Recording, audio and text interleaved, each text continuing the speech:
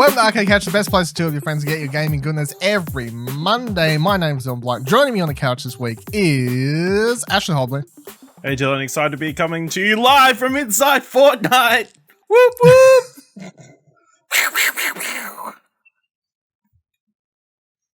I can't believe, just like some behind. I know we've probably mentioned this on one of our podcasts before, but when Ash thinks of a good intro for whatever podcast we're recording at the time, he starts smirking prior to recording a lot. And I'm used to it now to the stage. I'm like, okay, he just thought of what he considers a funny joke.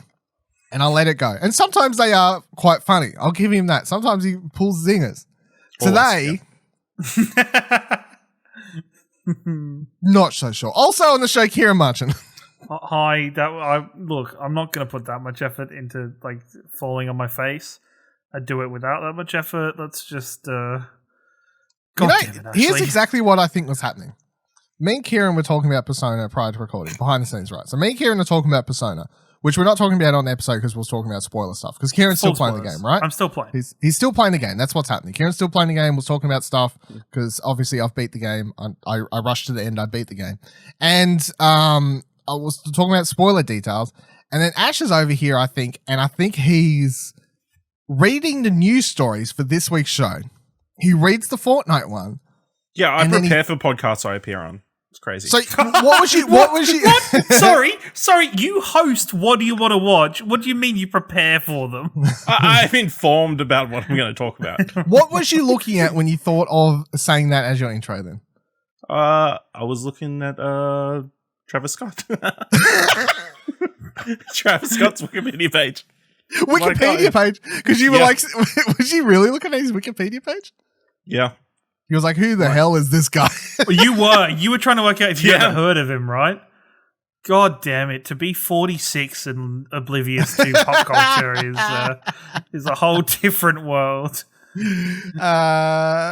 We'll talk about Fortnite / Travis Scott quite soon. We'll get back to Ash's opinions on Travis Scott. But this week on the show, we do have Nintendo's accounts getting hacked. That's not good. There's no wrestling allowed in 2020 anymore. But Elijah Wood is our one ring to rule them all. There's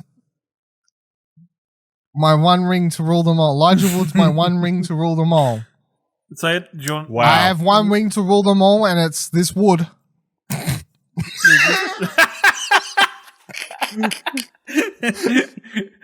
Apologies, audio listeners. Ashley Hobley just did visual slapstick. Visual aid for that one. Yeah. So we'll get to that shortly. Yeah. But firstly, just to go over this quickly, I know obviously every week I'm talking about Animal Crossing. You guys are still talking about Animal Crossing again? Yeah, oh my god. It's a There's always Animal Crossing news. Animal Crossing you should have finished reviewing like a month ago and just time skipped, you idiot. I know, I should have. In a lot of ways, I should have. In a lot of ways, that would have ruined the game. But, just so everyone knows, I finally have my review up, right? So you can read the review over at explosionnetwork.com. I finally sat down and decided to get it over with because I think I just kept pushing it. Like, I kept being like, I'll do it. And then I kept being like, oh, here's a new thing in the game. Here's a new thing. And then they announced, like, new events. Like, recently, they just patched in a whole bunch of new stuff. And they announced, like, this Earth Day stuff. So I'm like, maybe I need to experience this before doing the review. And I was like, if I keep doing this, I'm going to push it forever. Should have made it an in-progress review. In a lot of ways, I honestly feel like Animal Crossing could nearly just be a never-ending review in progress if they're just going to keep adding content. It's not a game, it's a platform. Yeah. I honestly can't imagine. Here's what I can't imagine. Reviewing that game within the first week of its release. But outlets did that everywhere. Outlets did that everywhere. Well, even people who had the game... should they have, though? Should they have, though? I think the people who had the game pre-release...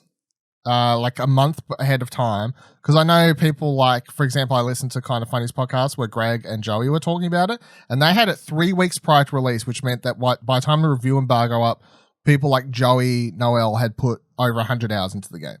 So they're more than allowed their opinions, you know. But I think if I had picked this up day one, there's no way I could have reviewed this in the first week. I was like, unless I'm time skipping and rushing to the end, but then like what, I don't know. Anyway, I don't want to get on the whole time skipping thing. If you time skip, And that's how Shame you on have you. fun. I mean, shame on you, but also Shame on you. Shame. Shame. Whatever makes you happy. Shame. But Respect time. Shame. Goes I too think quickly. I'm equally whatever works for you, but also I think it's horrible. That's how I feel about that. But my review's up. My quote line for it is: "It doesn't matter how mundane and tedious the task can seem at times. I constantly feel like I'm achieving or working towards something while playing Animal Crossing New Horizons. Doesn't hurt that it's heckin' adorable either." I gave it an 8.5, which I don't know. Honestly, after how much I've talked about it, does 8.5 seem lower or higher than how much? No, I'm I think enjoying it's the game? fair. No. I think about it's fair. I think it's you can talk about a lot of games. I think it means that you have put a decent amount of thought into the score, and you've got a decent opinion of it to give. Like I don't see, sometimes you read reviews and they seem to be giving a glowing review and then they give it like a 5 or a 4. And you're like, wait, this does not match up. But I think considering definitely it matches with what you're talking about and the time and passion you put into the game. Yeah. I'm up to 70 hours, and that's going to continue to grow because I'm just going to keep playing the game. I have a daily ritual now. I play it every morning for half an hour to an hour. That's just what I do at the moment. And then on other days when I got nothing else happening, maybe I'll put another couple hours into it as I do other stuff. But my main hang-ups with the game currently are this. Since I know I've talked about a lot over the last couple of weeks about what I like, the main things I've come to settle on that I don't like are the fact that once I've gotten to the post-game where your only objective is to kind of make the fun for yourself or terraform the island and start building your picture-perfect place for everyone to build, the fact that I can't get real nitty-gritty with exactly placing things where I want and the game's built on this invisible grid, and that really annoys a part of my brain at times where I'm like, place a bridge here, but then I can't place it exactly where I want because it's obviously just an invisible grid locking system behind it, and that becomes quite annoying. And then also the fact that often it doesn't allow you to lock down items, which would seem really simple but is really annoying. So you can accidentally pick up stuff that you don't want to, and like fences. Like I've put a fence down, allow me to click on the fence, say lock, and then don't allow me to accidentally press the action button to pick it up as I'm trying to pick up items near the fence. That would be a thing that should definitely be in the game, like in case people are visiting your island or whatever. You can visitors, they can't do it unless you allow them to be best friends. It's just like my example in my review is I've built a fence around my orchard, for example, and then I shake the fruit off a tree, and as often as I'm trying to pick up the fruit, I accidentally pick up the fence, and I'm like, oh, for fuck's sakes. Now I have to open up the menu and replant the fence pikes down. I'm like, this just seems silly, because then it's kind of making people purposely build their fences further away from trees or other things so they don't accidentally pick them up, which seems kind of silly. And then another gripe I have for this that I think would increase how long people could potentially play the game for, especially in a world where we're not dealing with COVID-19, where everyone's just kind of happy to play online and chill. But a lot of the stuff in the game isn't super interactable. So by that I mean you can build my example in my review is you can get a basketball court, you can get 2 hoops, you can build an entire basketball field or like a soccer field or a football field or what have you, right? A sport. Basketball field. I don't know, whatever. Court, right? Court. You can build a basketball court, and then you can get a basketball, but you can't actually play basketball with your friends, even in the simplest form. And I'm not asking for a super...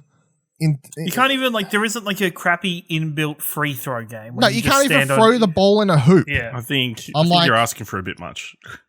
I feel like I'm asking for some items in the game, to have purpose? To have purpose that could allow you and your friends to have fun together.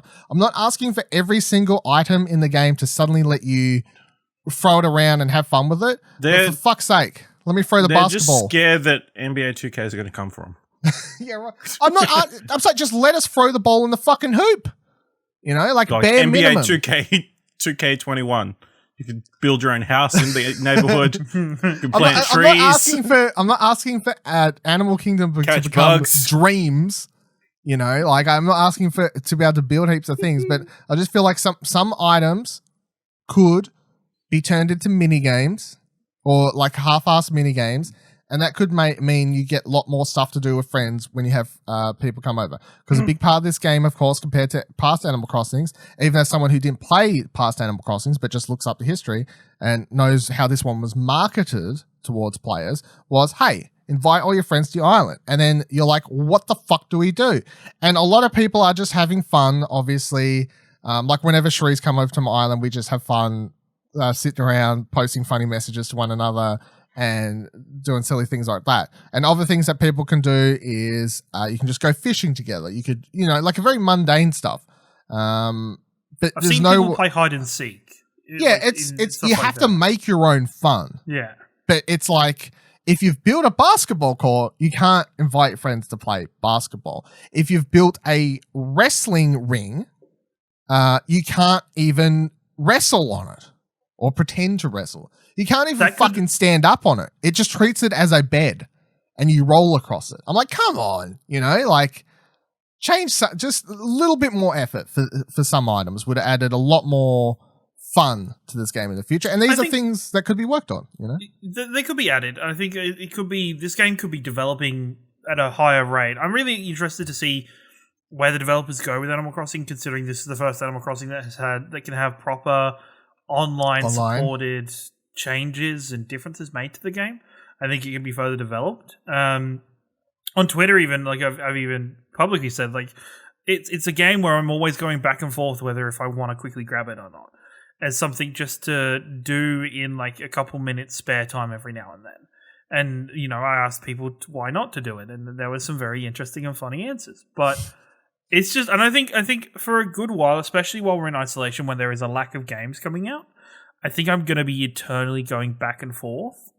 And part of me's worried it's going to be one of those games where I was about to say, you're better off just buying it and just either getting it and then enjoying it, or regretting it. Yeah, or regretting it. Like that's the other thing where I'm whatever. like, there's so many games I always remember looking back on and be like, this is a fantastic game. I wish I'd played it during the quote unquote boom of this game. Boom period. So like the hype of this game. Like I always look back at Division 1 and be like, Division 1's a fantastic game. I wish I played it during the height of its popularity. So it's just one of those things. Well, unless you plan on time skipping, every day that you don't buy it is further prolonging behind. your process in Animal Crossing. That's very because true. Unless you win that stock market, then you're way behind. Mhm. Yeah.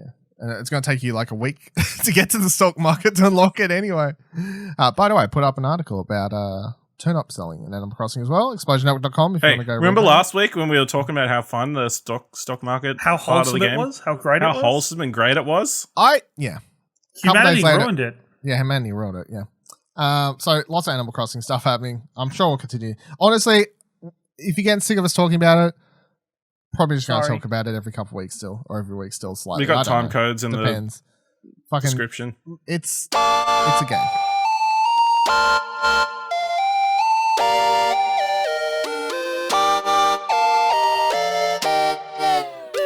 Let's jump into this. First things first, IGN writes, Microsoft has trademarked what seems to be the logo for the Xbox Series X. Filed on April 16th, the treatment follows a similar style to the Xbox One X and S logos. The X, in particular, differs from the title treatments we've seen for the upcoming console previously. It looks like a Nike fucking logo or something to me. I'm not going to read the rest of the article. Basically, Kieran, does this logo, is this actually the Series X logo? And then also, do you like it or not? I think this is the basis for the Series X logo. Okay. I think that's like the basic logo design that I'm like, as a basis, okay. I don't like it. It looks a bit bland. But if they, make it look pretty with some graphical design and some a bit of highlight, a bit of makeup, bit of dabbing, I think it could look really good. It's just I think this is just the base of it, with the logo itself just being the basic outline and shape of it. Ash? It's all right. It's a logo. It's alright. It's alright. It's interesting. It's interesting. They've added so much space between like the forward slash version, part of the X? Because there's so much space for community to grow in Xbox currently. Wow, what a tagline. There's so much space for you to join the Xbox community. I hate It's also maybe wait. Just Dead Space sequel confirmed. No, get the There's hell out. a lot of Dead Space in this area. Wow. It's a Taylor Swift tie-in. It's a blank space. Maybe. And you can write your name. All the puns are coming thick and fast.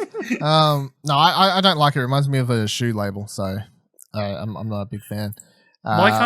Why can't they, release a fire pair of shoes with their latest console? Well, that's the thing. Like, if this isn't actually for the box, and they're like, "No, bro, we got Xbox Series X shoes for you too. These shoes are for gamers. They're built for comfort." They did the onesies at one point that were apparently super comfy and amazing for people when the Xbox launched, like the Xbox One launched. So Xbox does crazy shit. So, freaking Yeezys sponsored by Series X, Yeah.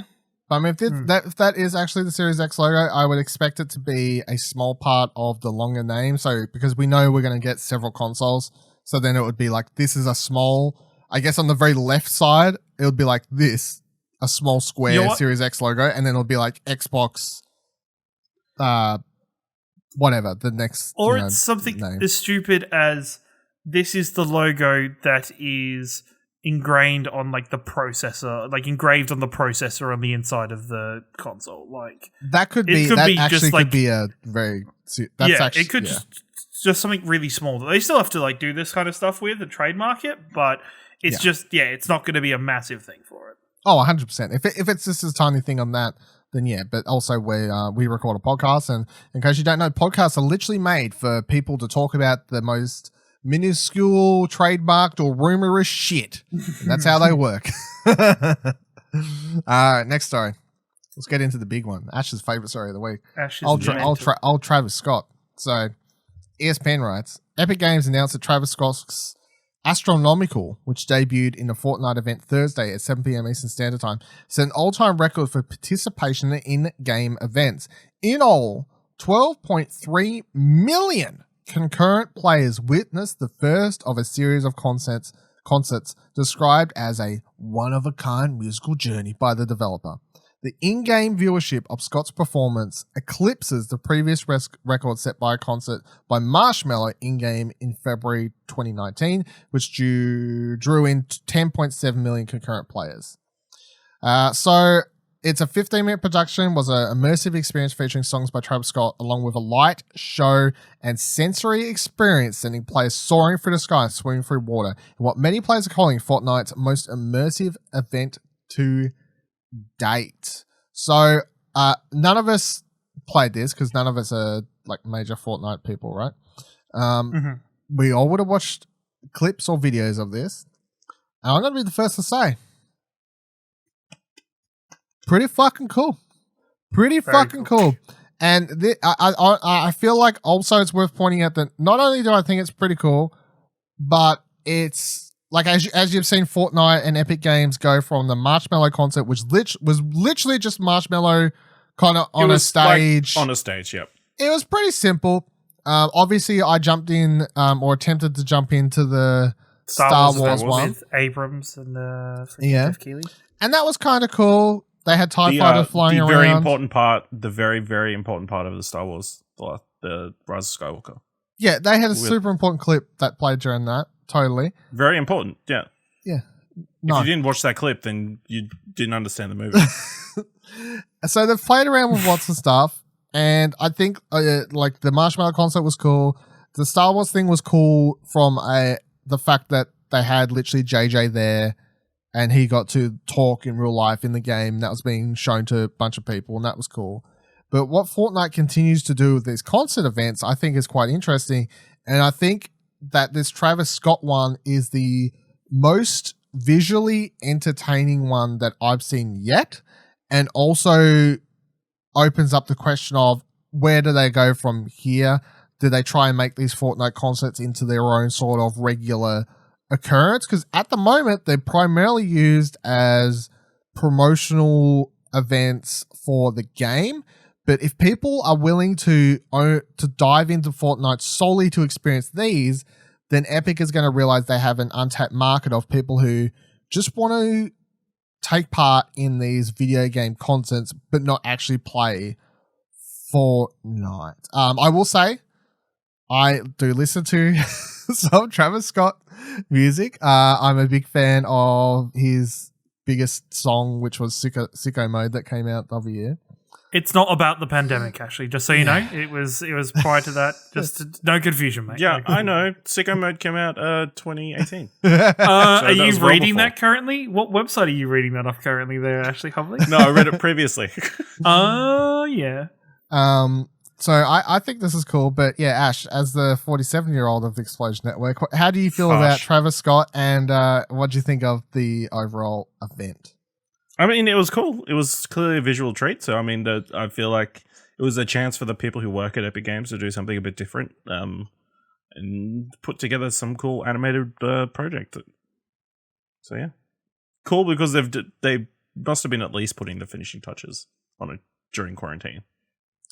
Oh, yeah. I read that they did it all while in quarantine, apparently. All in quarantine. Now, I'm going to put an asterisk on that and say I read that from a source that I wouldn't fully trust, but also it sounded like it could be a possibility. It could be real. So, it feels like we've been in quarantine long enough.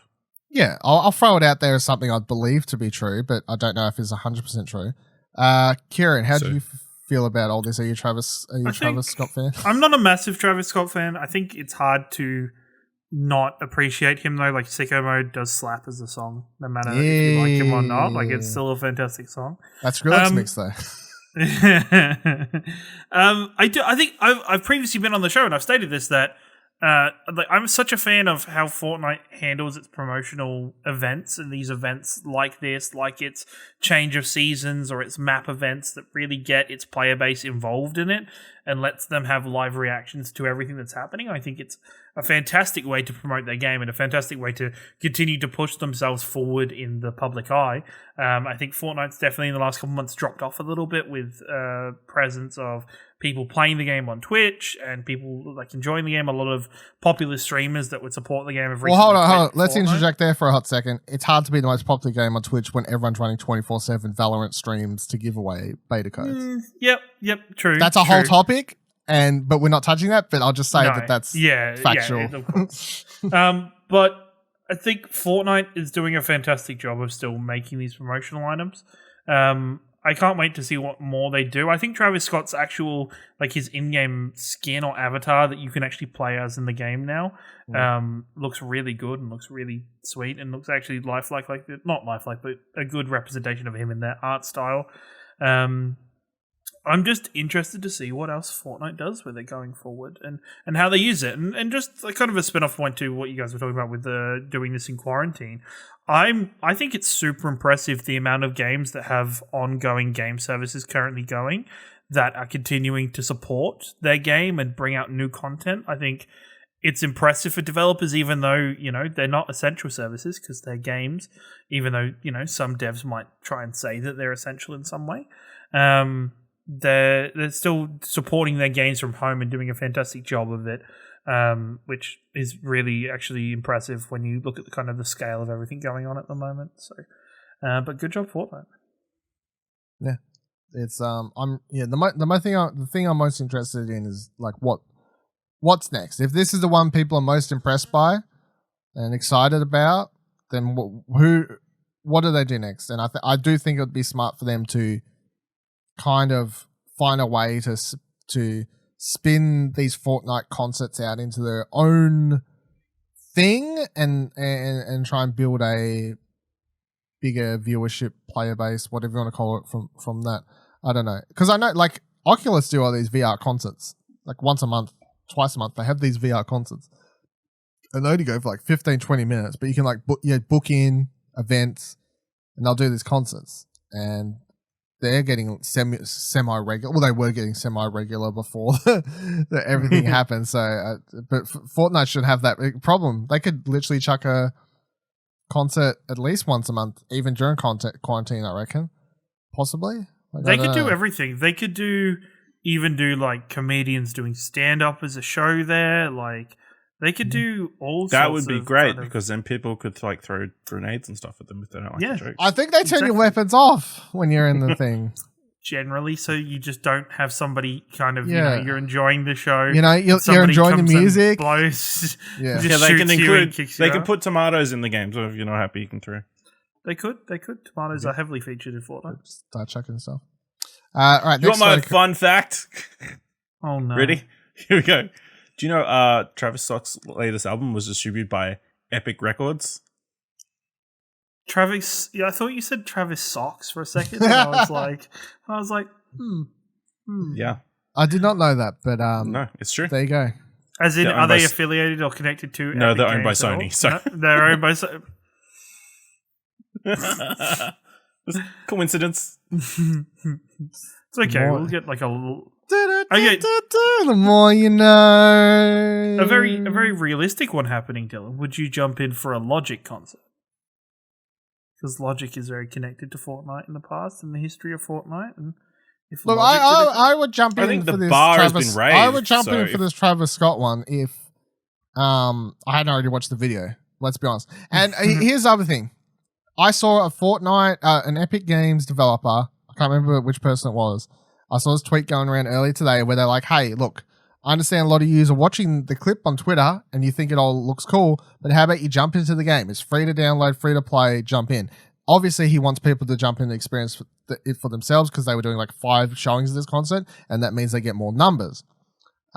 However, for me personally, I didn't want to go through the effort of reinstalling Fortnite for however big the game is, just do a 15-minute concert. Why? These happen so regularly. Why isn't it just left on your system I of choice? may honestly now just reinstall it and leave it. If just so for you these should occurrences. reinstall it now so you can jump into one of the. I'm not showings of doing it Travis now Scott. because we're recording a podcast and it will slow my internet down. We'll do it after we record the podcast, so then you can jump into one of the showings of Travis Scott's kick. Maybe. Depends. If one, but I got work. I got fucking work. I got some things happening. All right, here's one promise. When we're done recording, I'm going to start downloading. If I look at the showtimes for Travis Scott concert and one of them lines up to when I'll be not at work and not at 3 a.m. in the fucking morning, I will watch it. Wait, I think our resident mole is currently digging through the internet sphere to find the times. No? Ashley's not doing No. that? It looked like Ashley was doing that. Oh, that's No. disappointing. No. That's the kind of sleuthing he normally do in the show. All right, Is, Fortnite. Here Travis he goes. Scott. He sleuthed him. Wasn't it? Travis Scott. Travis That's Socks. fine. Travis Oh my Socks. god. while he does that, I'm going to move on to the next story.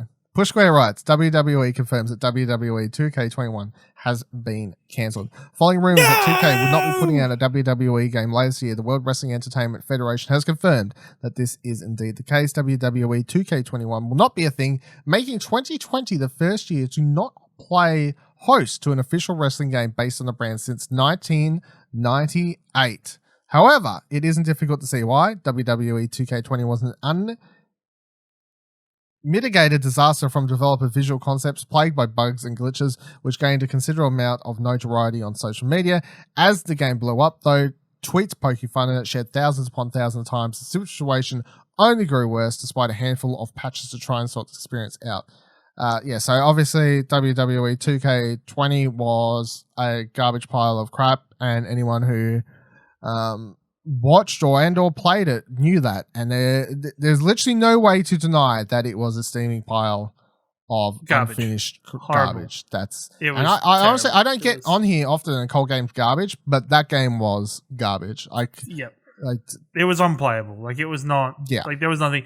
And I think like WWE 2K has been going that way for a little while, and I think this time off is an interesting time for it. I think I'd be interested to know if they were, with or without the pandemic, if they were still thinking of cancelling this game.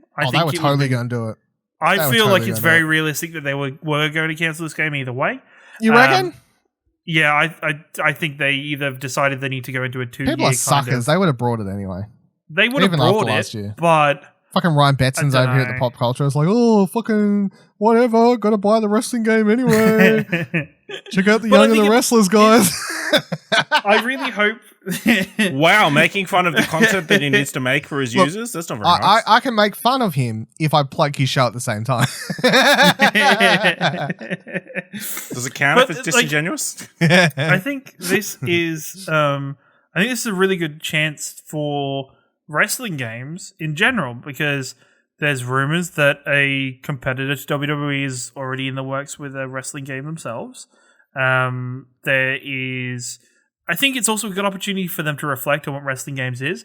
I would love for them, and I know they probably won't, but I would love for them to make a wrestling game that reflects on the wrestling business genuinely than just the quote unquote.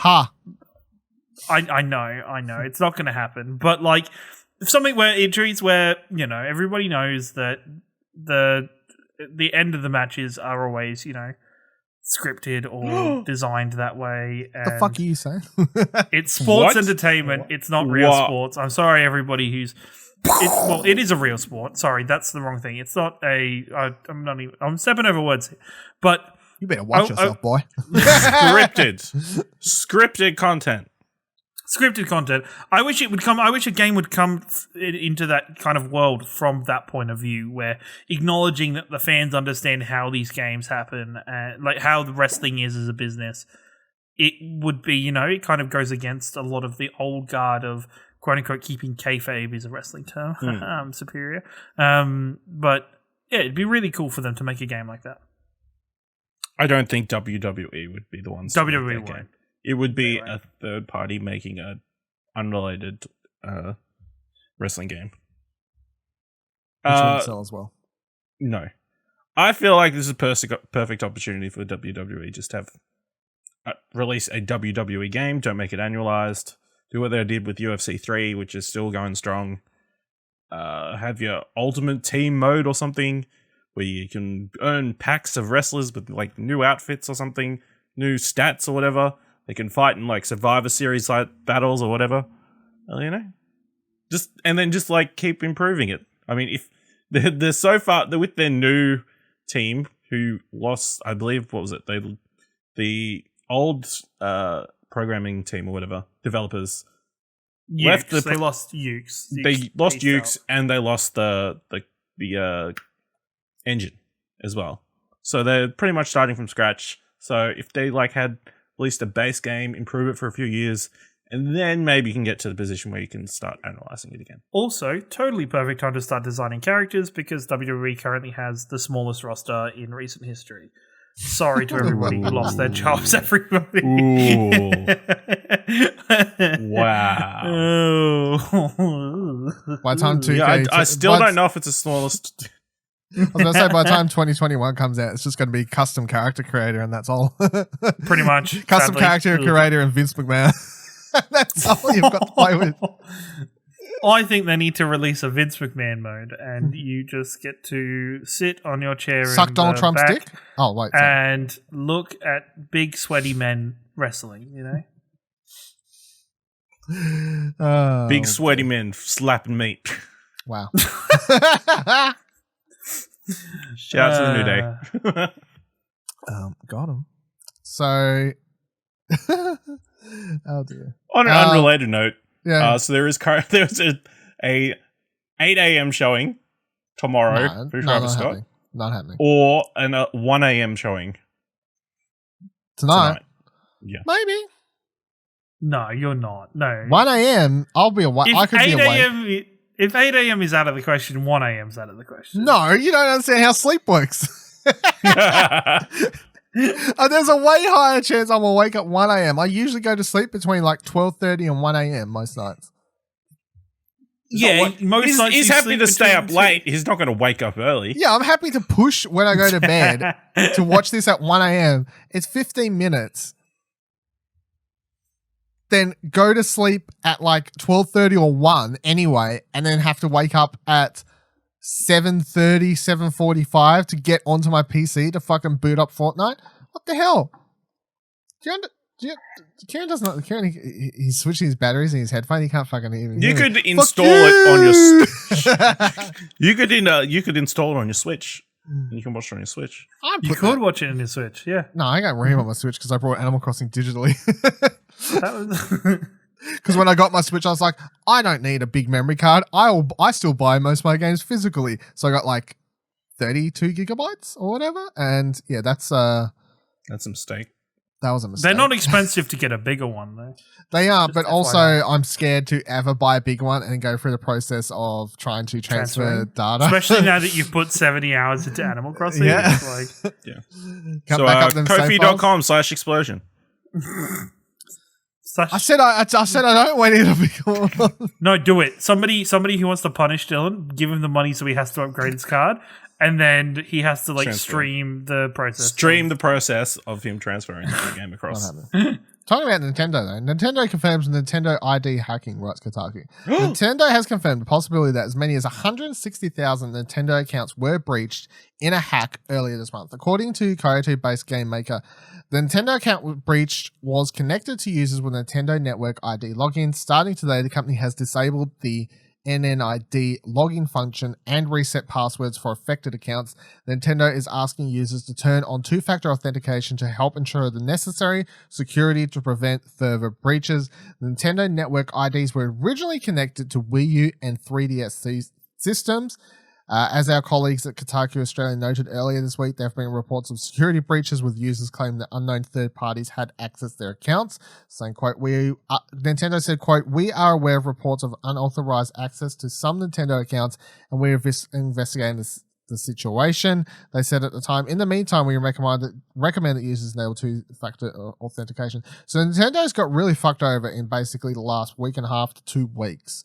I don't know what the fuck happened or what the hell caused it. However, I do... so basically, my timeline for this whole event, which I find interesting, is about a week and a half by the time this post, right? About a week and a half prior to this post, I see Kieran from Well Played posting about having his account purchases made on that. Like, that's weird. That's kind of fucked up.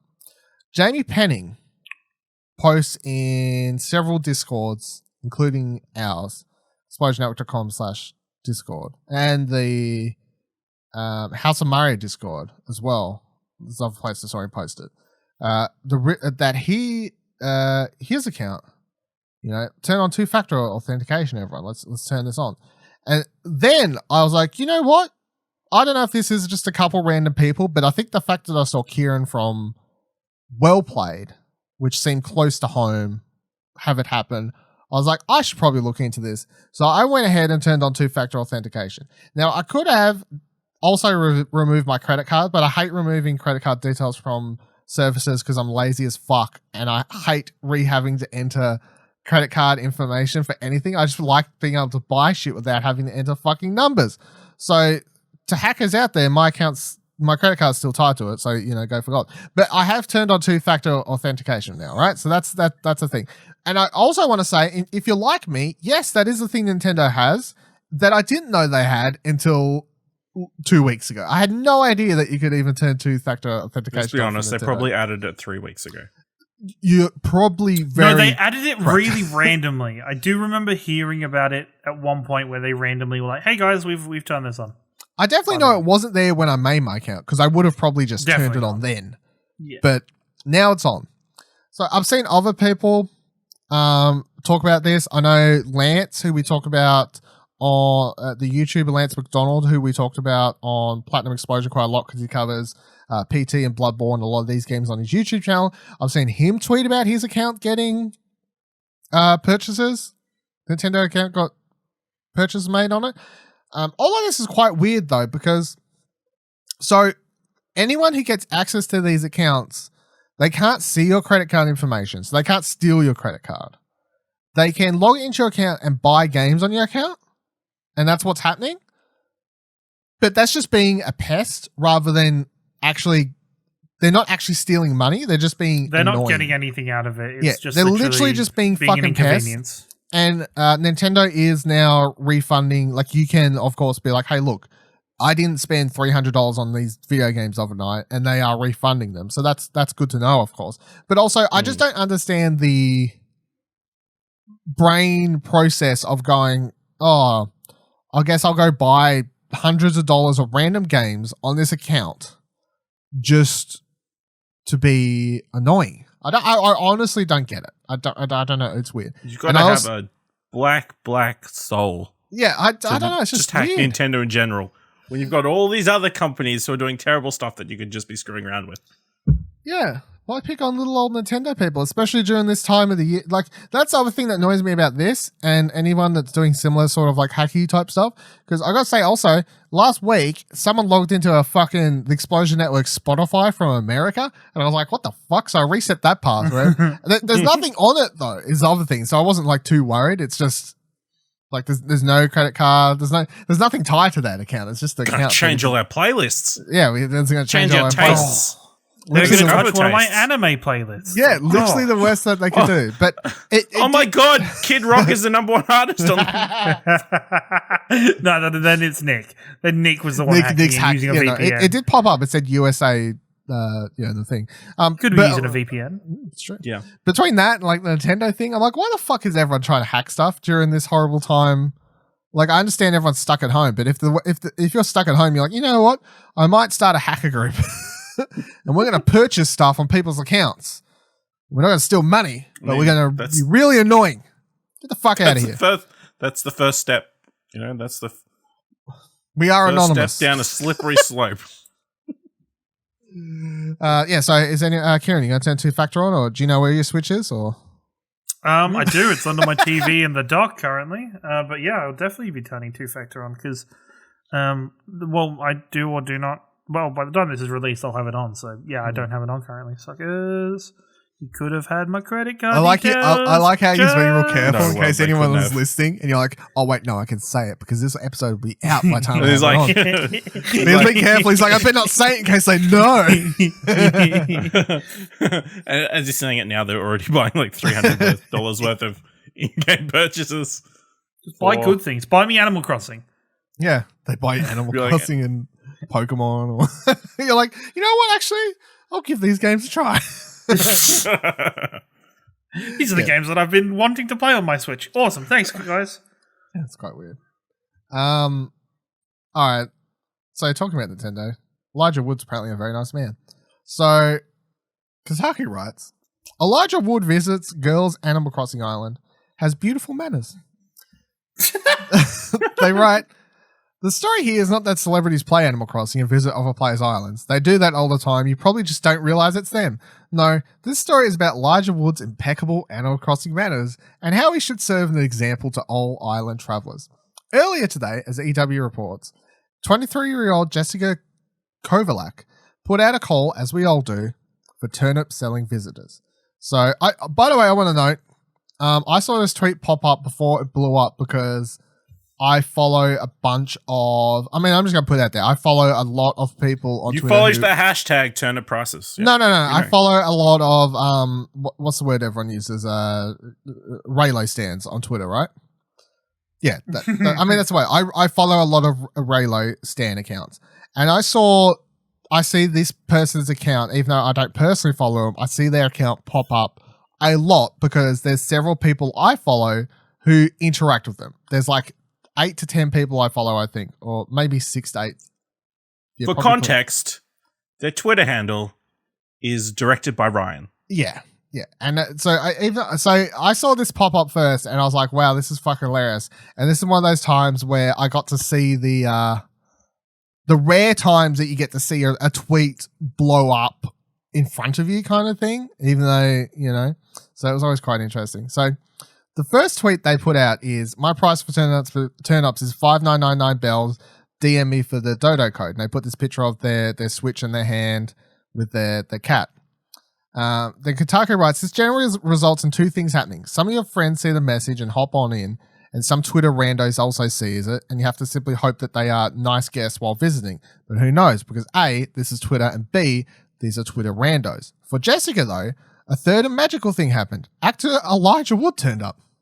So then they have another one of her tweets here, which says, guys, I tweeted my turnip prices and Elijah Wood just came to my island and hung out. Crying face, crying face, crying face, crying face, crying face. This is the best day in quarantine yet. And they have several pictures here of this is like my wholesome content of the week for sure. Like easily the most wholesome content. So the first picture they have is of their DMs, and it's Elijah Wood DMing them and says, "Would love your dodo code to sell these turnips." And then Jessica replies, "Of course you can." And then the next picture they have is of him arriving on the because he just, you know, get a little cutscene where Elijah Wood arrives on the island. That's a moment. Just a small point of this: the top reply under the tweet is a picture of Elijah Wood from Spy Kids 3 as he steps out as he's the guy. And I'm like, and it's just like the quote above it is, "He really showed up like this." And I'm like, perfect. They got a couple of tweets there. It's like, because she had friends on the island at the time, also other ones, and like how they got this nice picture of them all posing with Elijah Woods in the middle of the group. I just like to imagine they were like, "Hey, can we get a picture?" And he's like, "Yeah, sure, I'll post in the middle." And then there's another screenshot here of him just writing, "Your island is beautiful." It's so good. And then it continues. Of him. Yeah, hey. No, don't worry. Keep going. Okay, Keep going. Kataki writes, "I love this because his name is just Elwood and his villager just looks like him, but also because he's the most model guest. Anyone who has opened up their island to strangers will have stories about people they've never met in their life, turning up and taking every damn piece of fruit on a tree, or just generally running around being weirdos. Elijah, however, is displaying impeccable island protocol here." And this is the main tweet that everyone like to point out on the internet of like, here's how you be a model citizen, which is that he wrote as his character, "May I pick some fruit?" To which Jessica then replied, "Of course, thank you for asking." What a nice guy, you know, asking first and not just expecting his famous actor Elijah Wood and he can get away with whatever the hell he wants and he can do whatever he wants. But yeah, this is, I mean, there's not much to talk about this story. Obviously, there's not much to discuss other than lol. You know, like it's just wholesome content, like just overall very wholesome content. Not to mention the fact that, hold on, I'll add in my favorite piece after this. But Ash, did you see all this happening on Twitter? Did you see the news story? Like, how does it fill you with joy? Yeah, I mean, it's cool. I mean, it's hard to believe celebrities just like us want to get those good turnip prices. Of course they do. You know, they're not rich in the game just because they're rich in real life. I mean, I look forward to next week when humanity takes its course and certain celebrities like Floyd Mayweather show up on people's islands charging money for visits and that kind of thing in Animal Crossing. Maybe. Karen? Look, this has just sold me on getting Animal Crossing even more. Did you not see this during the week? Was this the first time? No, I did. Saw bits and pieces of it during the week. But it tells me more because it means obviously all I'm going to do now is get Animal Crossing and then just tweet out every day and hopefully go fishing for a celebrity to turn up at my island. There's only two other celebrities I know for sure play it. There's got to be lots. Chrissy Teigen tweets about it and Brie Larson also tweets about it. It's the two others I've seen tweet about it. So now my favorite story from all this that I was perfect, of course, tying this back to the fact that I was seeing these tweets originally because, as I said, follow a lot of Raylo stands, is that Jessica's island apparently is called Ukto, which is from The Last Jedi, right? The planet at the end of the movie. And then as Elijah Wood enters the island and he comes out of the Dodo airport, he writes, "Long live Ryan Johnson," in the chat. And then to make this even better, Ryan Johnson on Twitter then changed his banner picture on Twitter to this screenshot of Elijah Wood's character in Animal Crossing, right? "Long live Ryan Johnson." It's such a good turn of events. Now I want to know if Ryan Johnson's playing Animal Crossing as well. Yeah, it's too good. When I saw it originally, I was like, "Nah, this is too good to be true." So I went to Ryan's Twitter myself. I was like, "No, he does actually have it as his banner. That's fucking amazing, as his header image." Here's a good question. What's the typing like in Animal Crossing? It's really slow and shit if you use the Switch. However, they've got if you use the Nintendo Switch online app on your phone and you're playing Animal Crossing, it turns your phone into a keyboard so you can type faster. The only good thing Nintendo's done with that whole app, IMO. Don't add him. Yeah, I'm pretty sure. If you're playing it handheld, you can use the touchscreen to type faster. If you're playing it on the docked, it's really fucking slow because you got to use the cursor and shit. So, but no, this was very wholesome content. I was a big fan of this. It's just great. I love when it blew up that day. I was like, this is so funny. Also, I kept laughing because I saw other people on my Twitter being like, why can't I see this person's tweets? And then it's that person had apparently blocked a lot of accounts. And they're like, oh, I wonder why they blocked me. And I'm like, I bet you it's because you were fucking talking shit about The Last Jedi at some point. And this account's obviously just like, ain't how do I get the fuck out of my life? Yeah. Lesson learned. Don't talk shit about Last Jedi. Yeah, that's true. That's a general life advice as far as I'm concerned. And then the last story to talk about on here in the news this week is about Far Cry 3. Now, I don't actually know this before we jump into the story. Has anyone else played here Far Cry 3? Yes. Okay, good. Ash, I doubt you have, right? No. No, I didn't think so. So, DualShockers writes, Far Cry fans are given a little bit more hope that the franchise's favourite villain will return to make his return sometime down the line. Michael Mando, best known as Vaas from Far Cry 3 in the video game space, brought up the possibility of returning to the character in the future. During a Reddit AMA, the actor currently on the hit TV show Better Call Saul was asked a variety of questions, including his roles as the iconic villain and whether or not we'll see him return in any future entries into the series. He replied, quote, "Thank you so much. Vaas is my spirit animal.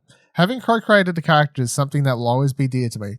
I still get recognized as Vaas, and I still feel the outpouring of love for that character. Makes me very happy. Who knows? Maybe I'll reprise that role very soon. Cheeky tongue face. Thank you for watching. XO." So, he could just be talking out of his ass, and he most likely is. I feel like he is. He's most likely is. But just to throw the question out there, Kieran, could we ever possibly... Do you think that if they were ever to make a Far Cry spin-off game that's a prequel to 3, where Vaas is in it. Now, spoilers, I'm just going to chuck it out there. The game's like 10 years old at this point. Look, he dies. The thing is, right? He's everybody fondly looks at Far Cry 3 and remembers Far Cry 3. But at the same time, everybody seems to forget the second half of that game where Vaas is not involved whatsoever. Yeah. Look, let's just go over it because the game is old, so fuck it. So Far Cry 3, if you've seen the front cover of the game, it has Vaas on it. Vaas is the front cover character of the game. He is who the game makes you believe to be the main villain. However, he dies about halfway through the game, and then you get introduced to the actual main real villain who's just boring and shit, and fucking no one could remember his name or anything. And it was a really weird decision of them to introduce such a I don't want to say cool because he is a psycho fucking he's a psycho, but dude. he's got a lot of charisma to him, so he's interesting to listen to and interact with. I think the biggest thing was that the game is so heavily branded around Vaas, and so he's so heavily featured in the build-up for that game and everything. And all the from trailers, the start, marketing, all the trailers, everything, and then just to get rid of that character. Okay, maybe they were trying to do like an old-fashioned bait and switch where they're like, haha, gotcha, he isn't actually the main which would villain. work if the main villain was actually was better than Vaas. Sure, cool. But no, because you'd made Vaas this interesting and layered, psychotic character that showed a mirror of what your character would become later in the game and how that those two kind of mesh together and how that kind of forebodes for it. His character was so interesting that it was such a shock and such a disappointment when you do kill him like so early in the game. You're like, okay, sure, what are we doing here? Okay. But I don't know if I would enjoy him in a prequel. Because how about a remake? A remake maybe if they redid it and they're like, hey, Vaas is going to be alive. Far Cry 3 Royal. Far Cry 3 Royal? Pog. Okay, let's do that. But I don't think a prequel would be good because I don't think there is no... It'll have the same problem that I always have with the Game of Thrones Telltale game because I was like, You know he's there's not just going to die. there's characters in this game that you have no effect or control over. But how about if he's the only Like, one? Like in the It would game, be, no, it would be interesting to play as him. that could be a thing. Yeah. It would be interesting to play a game as him. Yes. And even if it's like the start of his rise up the ranks or something like that, Yeah. that would be really cool. If you could do that while still having this character talk and interact with people, like a more of a Nathan Drake style character than your random Fallout Vault survivor or the Vault Hunter, not Vault Hunter, whatever the character's called again, the fucking Wastelander or fucking whatever. Yeah. I think that would be super interesting. That would be really cool. But also at the same time, would nostalgia ruin it? Because you would be like, you would have such fond memories and time makes the heart grow fonder.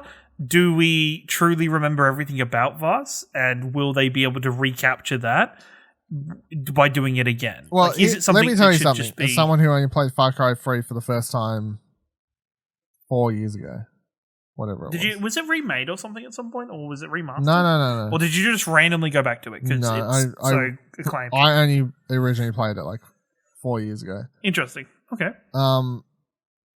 He's not actually in the game as much as people like. No. He has these key Really? scenes, like he's at the start, then there's like another scene, and then there's like a scene later, of course. But like the main thing that people always remember is kind of just the opening of the game, where he's giving you his whole monologue and when you're in the cage before you escape and all this other stuff. People forget that there's just hours of gameplay where you don't play as him, but people are still fond of him. I think in a world where we're getting this Crisis remake, whatever it is, which we didn't talk about because I've never played it. I don't think Ash obviously hasn't played it. I don't know. what you're talking Played about. a little bit of it. I didn't play heaps. Yeah, but so it was, whatever. it was It's a game. Maybe if I play this one, we'll talk about it. But like in a world where that's getting remastered, could we get a remaster of Far Cry as well? Which would be quite funny considering that Crisis, like the people who made Crisis, then went over and made Far Cry 2. You know, like they sold the franchise. There was like a weird divergence with or however it works. I can't remember, but that would be quite interesting. I would be down for a prequel. I think the idea of playing as him is quite interesting, and that would work, especially given that the last Far Cry you played as the twins. I didn't play it, but you played as those twins, which were bad guys, you know, quote unquote bad guys or whatever. So Far Cry as a franchise has always suffered since Far Cry 3, in my opinion, because they've almost because of Vaas. Because everybody has such fond memories of this really enigmatic villain character, and then they did Far Cry 4 where they tried to make Pagan Min with Troy Baker, who was supposed to be just as good as a villain. You're supposed to have him for the whole game, but he just wasn't as engaging for people. He just didn't connect with people. And then since then, they've done this weird kind of, okay, we're going to do a main Far Cry, and then we're going to do a lesser installment to a spin-off. And then each main Far Cry seems to try and have these big, charismatic, enigmatic villains that just don't seem to pay off. There was Joseph in Far Cry 5. Was it Joseph? I think it was. Yeah, in Far Cry 5. He's just a cultist, and it's really forgettable. Like it's Yet you remembered his name, so no, I think I remember his name. I don't 100% know. I if think that's Joseph right. is right, and I haven't played it either. So. Yeah. Just It's and trailers. like even though Far Cry 5 had a really interesting ending to it, like it was really cool. But Yeah, they blew the whole place up. yeah, they actually. I don't know if it's a did spoiler when the setup for the game that came out a year later is literally was the apocalyptic the wasteland, wasteland of that game. Yep. So I don't know. I mean, look, I'm in the hot take side of Far Cry history where I've only ever played Far Cry 1, 2, 3, 4, and I didn't finish 4. I love how 2 is just The such hot an take outsider. version. Yeah, wait. Here's my hot take though. 4 was shit. I didn't finish it. 3 was good. It got shit after Vaas dies. 1 is fine. It's very much the Assassin's Creed 1 scenario It where was number 1 was like a tech demo. Yeah, pretty much. Far Cry 1 and Crisis 1 tech both demos. were just tech demos. Really, like there wasn't much substance to the game. And Far Cry 2 is the best one in the franchise. And Far Cry 2 is the weird, like the most out there kind of one of the lot, where it went this super kind of hyper realistic way. Yeah, and I love that. Far Cry 2, Ash, here's a history lesson for you, right?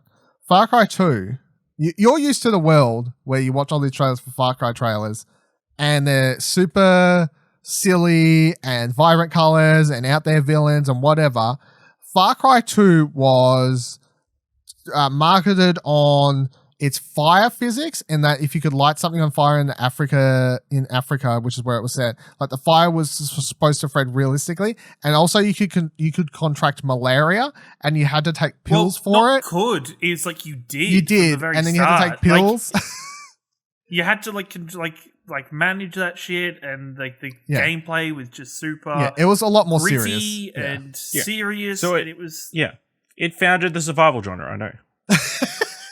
Maybe, but no, Far Cry 2 is honestly still my favorite one. Like the gameplay in that was tense for the most part. I actually found that game hard, like because you would die quite easy. It was very you hard. would accidentally start fires because you would like be fighting enemies. Next second, if you threw a grenade in the wrong place, next second a fire would start behind you. You wouldn't even realize. Next second you're just surrounded by this wall of flames and you have no idea what's going on. Enemies would kill you really fast. Not to say it was perfect, but that was the one that excited me the most. Also, the villains weren't super memorable, but I played it for the gameplay. Whereas Far Cry 3, I felt like I was playing at the start for Vaas, and the gameplay 100%. was fun, but it wasn't super visceral, or like it didn't super exciting. But that said, I played it years after its release. And then the rest of it. And Far Cry 4, I only played for like 3 hours, and I think I was like, I'm bored. Like, I'm over this. I didn't play anymore. Didn't Far touch Cry 5. 4, Far Cry 4, everybody bought and played for like the short ending where you could just I did that. sit there and everybody did that because it was the big news story, because it was a really cool little feature. Everybody did that, kind of played the game after that, but then everybody just didn't go back because that was the most important part. That, hey, if you just sit there, the main villain's going to explain to you the entire plot of the game. Yeah. And it's like, oh, okay, cool. the only other Far Cry I've finished is Blood Dragon. Because that was some good shit. Which was good. That was some good shit. It was like a 10-hour Far Cry experience with an Blood Dragon? Yeah, that's correct. Blood Dragon is the 80s kind of rip-off vibe to thing it, where like you the fight Hotline dinosaurs and shit. Fucking awesome. I want more games like that. That was great. Into it. Anyway, I forgot what the news story was for this. Oh, Vaas coming back, right? Yeah. Vaas coming back. He's going to come back and he's going to be in a Far Cry themed hero shooter. I don't know if that was in the news story or you're just adding your own. Is that just like a terrible meme? Or?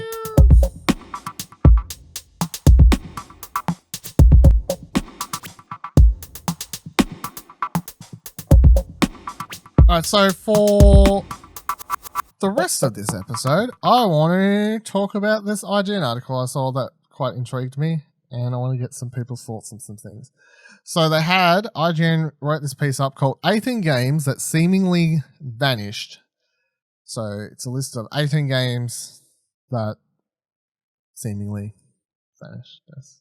I want to go through them all and get your opinions on, like, if you still care, if you don't even care anymore, if it's been too long, or if you're like, I didn't even know this was a thing, or I completely forgot this was a thing. You know, like, let's kind of go through here, because there was some of these games when I went through the article, I was like, yes, I still want this.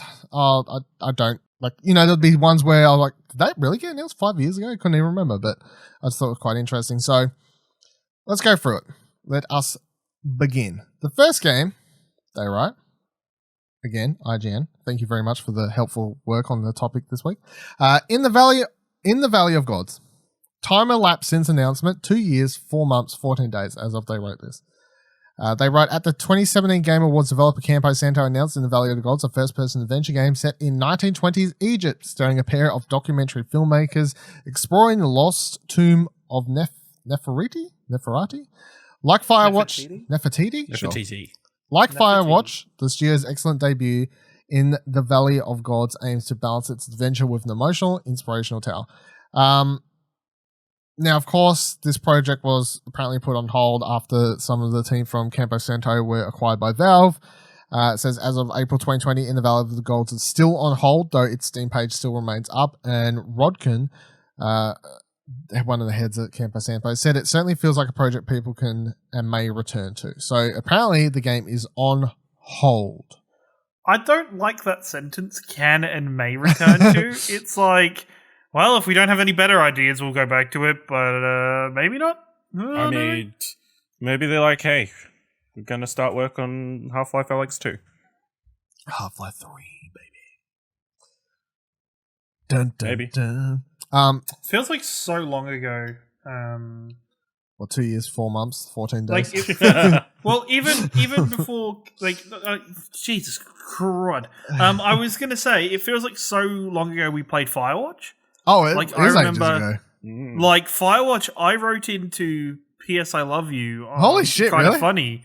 And I got onto an episode, my letter was on the episode with Colin and Greg at the time. Why? What'd you For say? that. Like, What'd you say? like, because I was talking about it, because I felt like, I remember I asked them about Firewatch being like, there was so much in Firewatch that you could explore and find that was off the beaten track, but there was no incentive to go and do it. And I was like, why should developers give more incentive to go and explore the game and explore things, or, you know, or do you miss it? Because I remember I finished Firewatch, and then looking back at people's like comments and stuff on Twitter, I would be like, I did not see half of this stuff in that game. So it was just a conversation about that.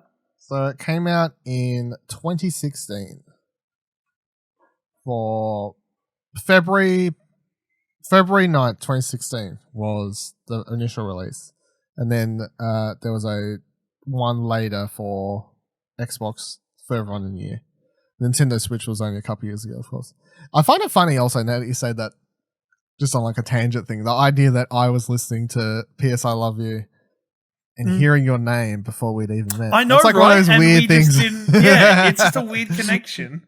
It's one of those funny things. I definitely want this game though. I'm annoyed it's on hold. I'm not a major Firewatch fan. I think I wrote a review for my my blog website, whatever I had going at the time. I think at the time I gave it like a 7.5 or something. It had such a blah ending. Like, its ending was so annoying, and like its explanation for some of its mystery was so bad. It was so just kind of half-assed that I think I was always disappointing at the end. It was always like, I really enjoyed the game, but I like, it was a lot of, okay, well, I can't wait to see the next one after they learn from a lot of this stuff. But we have never got to 100%. that next one. 100%. So that's the kind of thing. Ash, did you play Firewatch, by the way? No, I didn't. You should go back to it. It's actually, I think it's a good experience. There's a fairly good chance that I own it. I mean, through PS Plus or something. So I think it was on PS Plus at some point. It's not a long game. It's one of those. It's like a quote unquote. It's like Journey, but I did it in one setting. So yeah, it's not a long game. It's a very, at times that game was very scary, with just little things that made you feel really tense and just like, I don't know if it'll work like that now. It depends how much you know about the game going into it, I suppose. Depends. If you know the quote unquote twist for the end of it, it's like, it doesn't.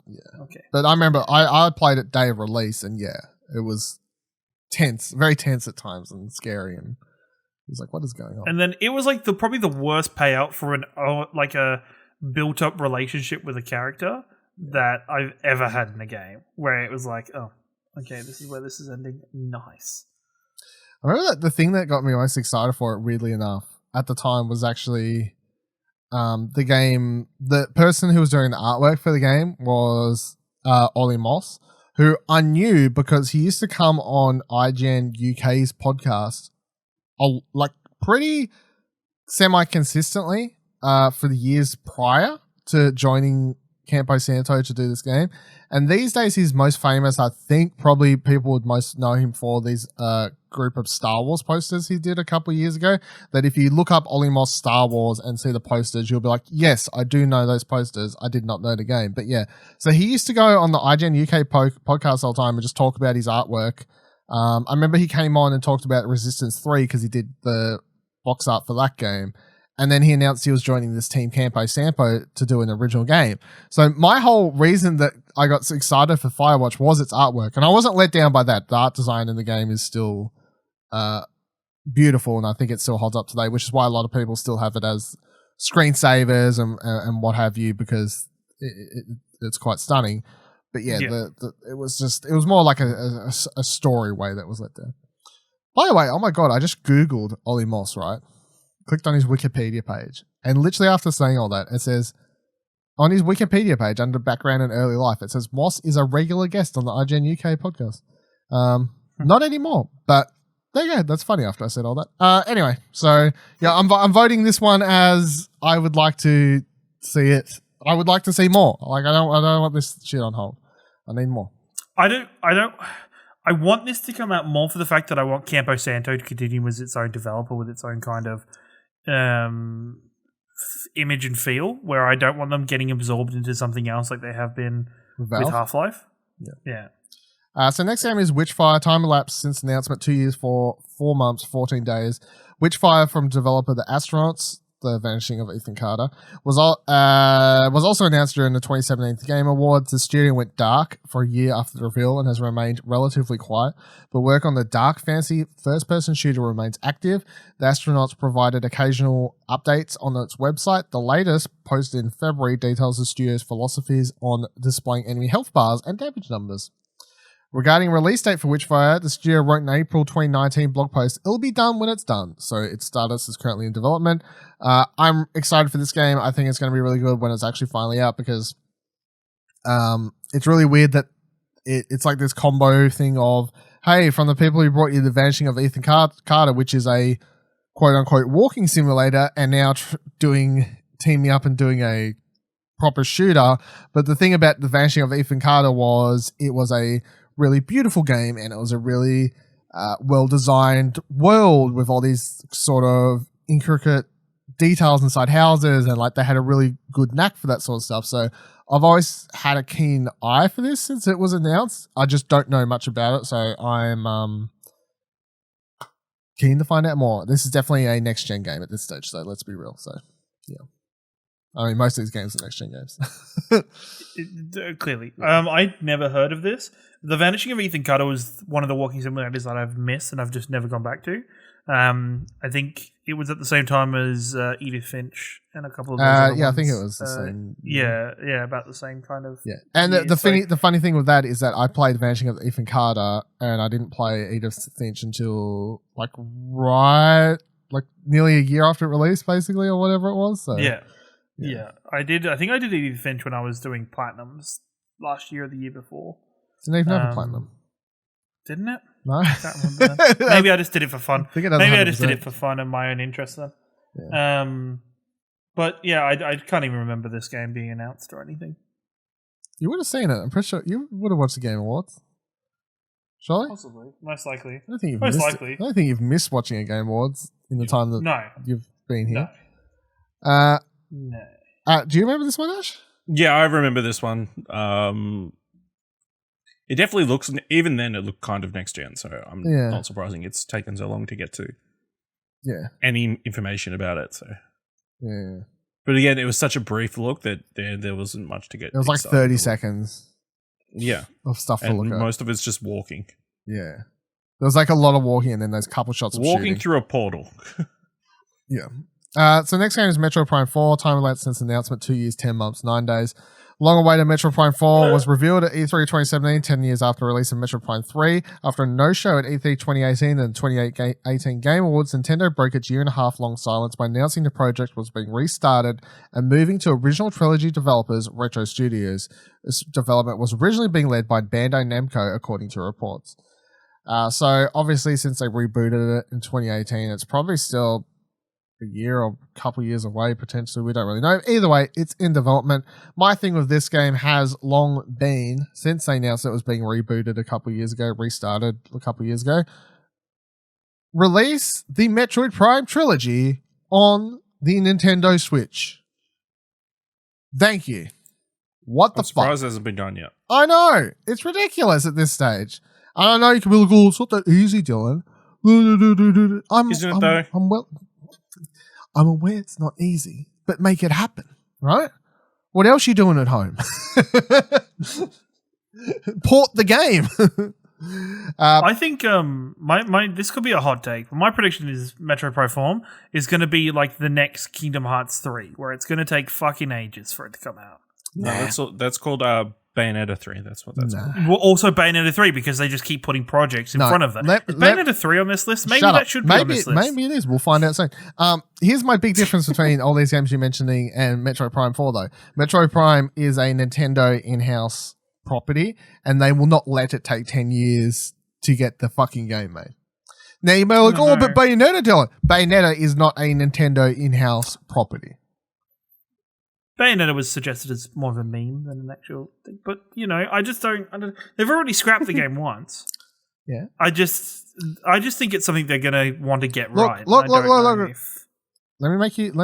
throw something else out here to make everyone feel better and yourself feel better. Final Fantasy VII Remake was scrapped and restarted. The game's out. Breath of the Wild 2 is going to be out before this game. I mean, maybe. Honestly, probably, maybe. Most likely. Yeah, I mean, it's a very high chance, especially if Breath of the Wild 2 is just more of the same but different map kind of thing. Next game, Skull and Bones. Time lapse since announcement. 2 years, 10 months, 10 days. At E3 2017, Ubisoft announced Skull and Bones, a seafaring pirate game featuring competitive multiplayer and a story campaign. Skull and Bones has since been delayed twice. Once from fall 2018 to 2019-2020, and again from that window to an undisclosed date after March 2020. Ubisoft Singapore announced that a second delay in May 2019, and there hasn't been much on a social media post since. A beta, which you can still register for, was announced prior to the delay, and there's been no word on when it will take place. Status of the game is still in development. This one makes me sad because I've always thought it looked cool, because it's just basically Assassin's Creed for Black Flag's ship combat, but in a full game. I really love the ship combat in Black Flag. Every time this comes up, I really enjoy getting excited about it, but it just constantly feels like the game is just going to be inevitably cancelled. I expect this one to be cancelled. I don't think this ever comes out. Like, you're trying to we all know this was trying to, as you said, trying to capitalize on Assassin's Creed Black Flag. Yeah. How long ago was Black Flag released? The very start of the generation. Like, you've missed your prime window for capitalizing on that. You've got this game. This was announced at about the same time of Sea of Thieves. Because everybody was talking about Sea of Thieves and this in conjunction with each other. And at the time, I was like, fuck Sea of Thieves, give me Skull and Bones. Yeah. And Sea of Thieves comes out and I'm like, oh, fuck. Yeah, and Sea of Thieves is out and it's over a year and a bit old, maybe even close to 2 years, I'm pretty sure. Maybe 2 years, and it's like got its community built up. And then you've got this game, which you would think, in theory, there is less to do with Skull and Bones because you're always in your ship, whereas Sea of Thieves, there's exploration of islands and being able to move. It just must be the competitive element of it. I don't know.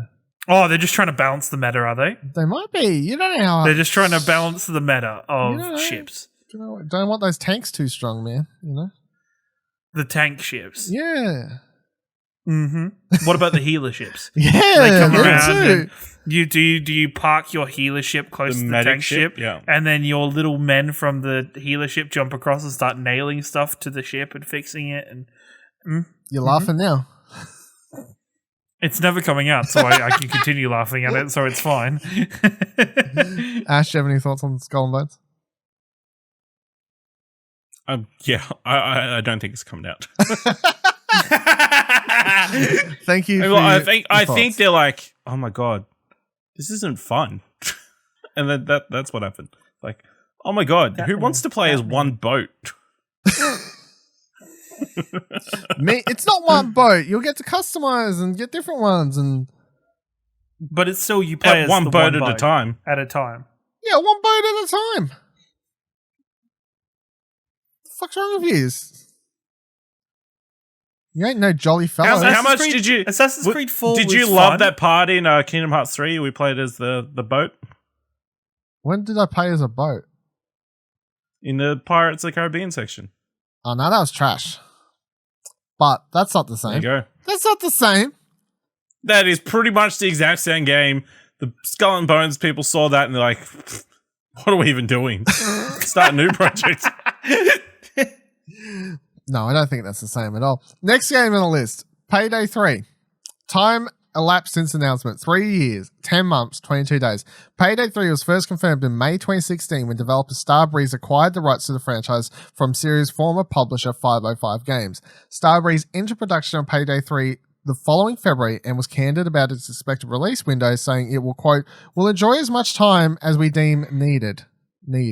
The Swedish studio remained silent for a couple of years as it worked through financial woes, filing for reconstruction in late 2018 due to shortage of liquidity. Starbreeze completed reconstruction process in December, noting its prioritization of game development on the Payday franchise.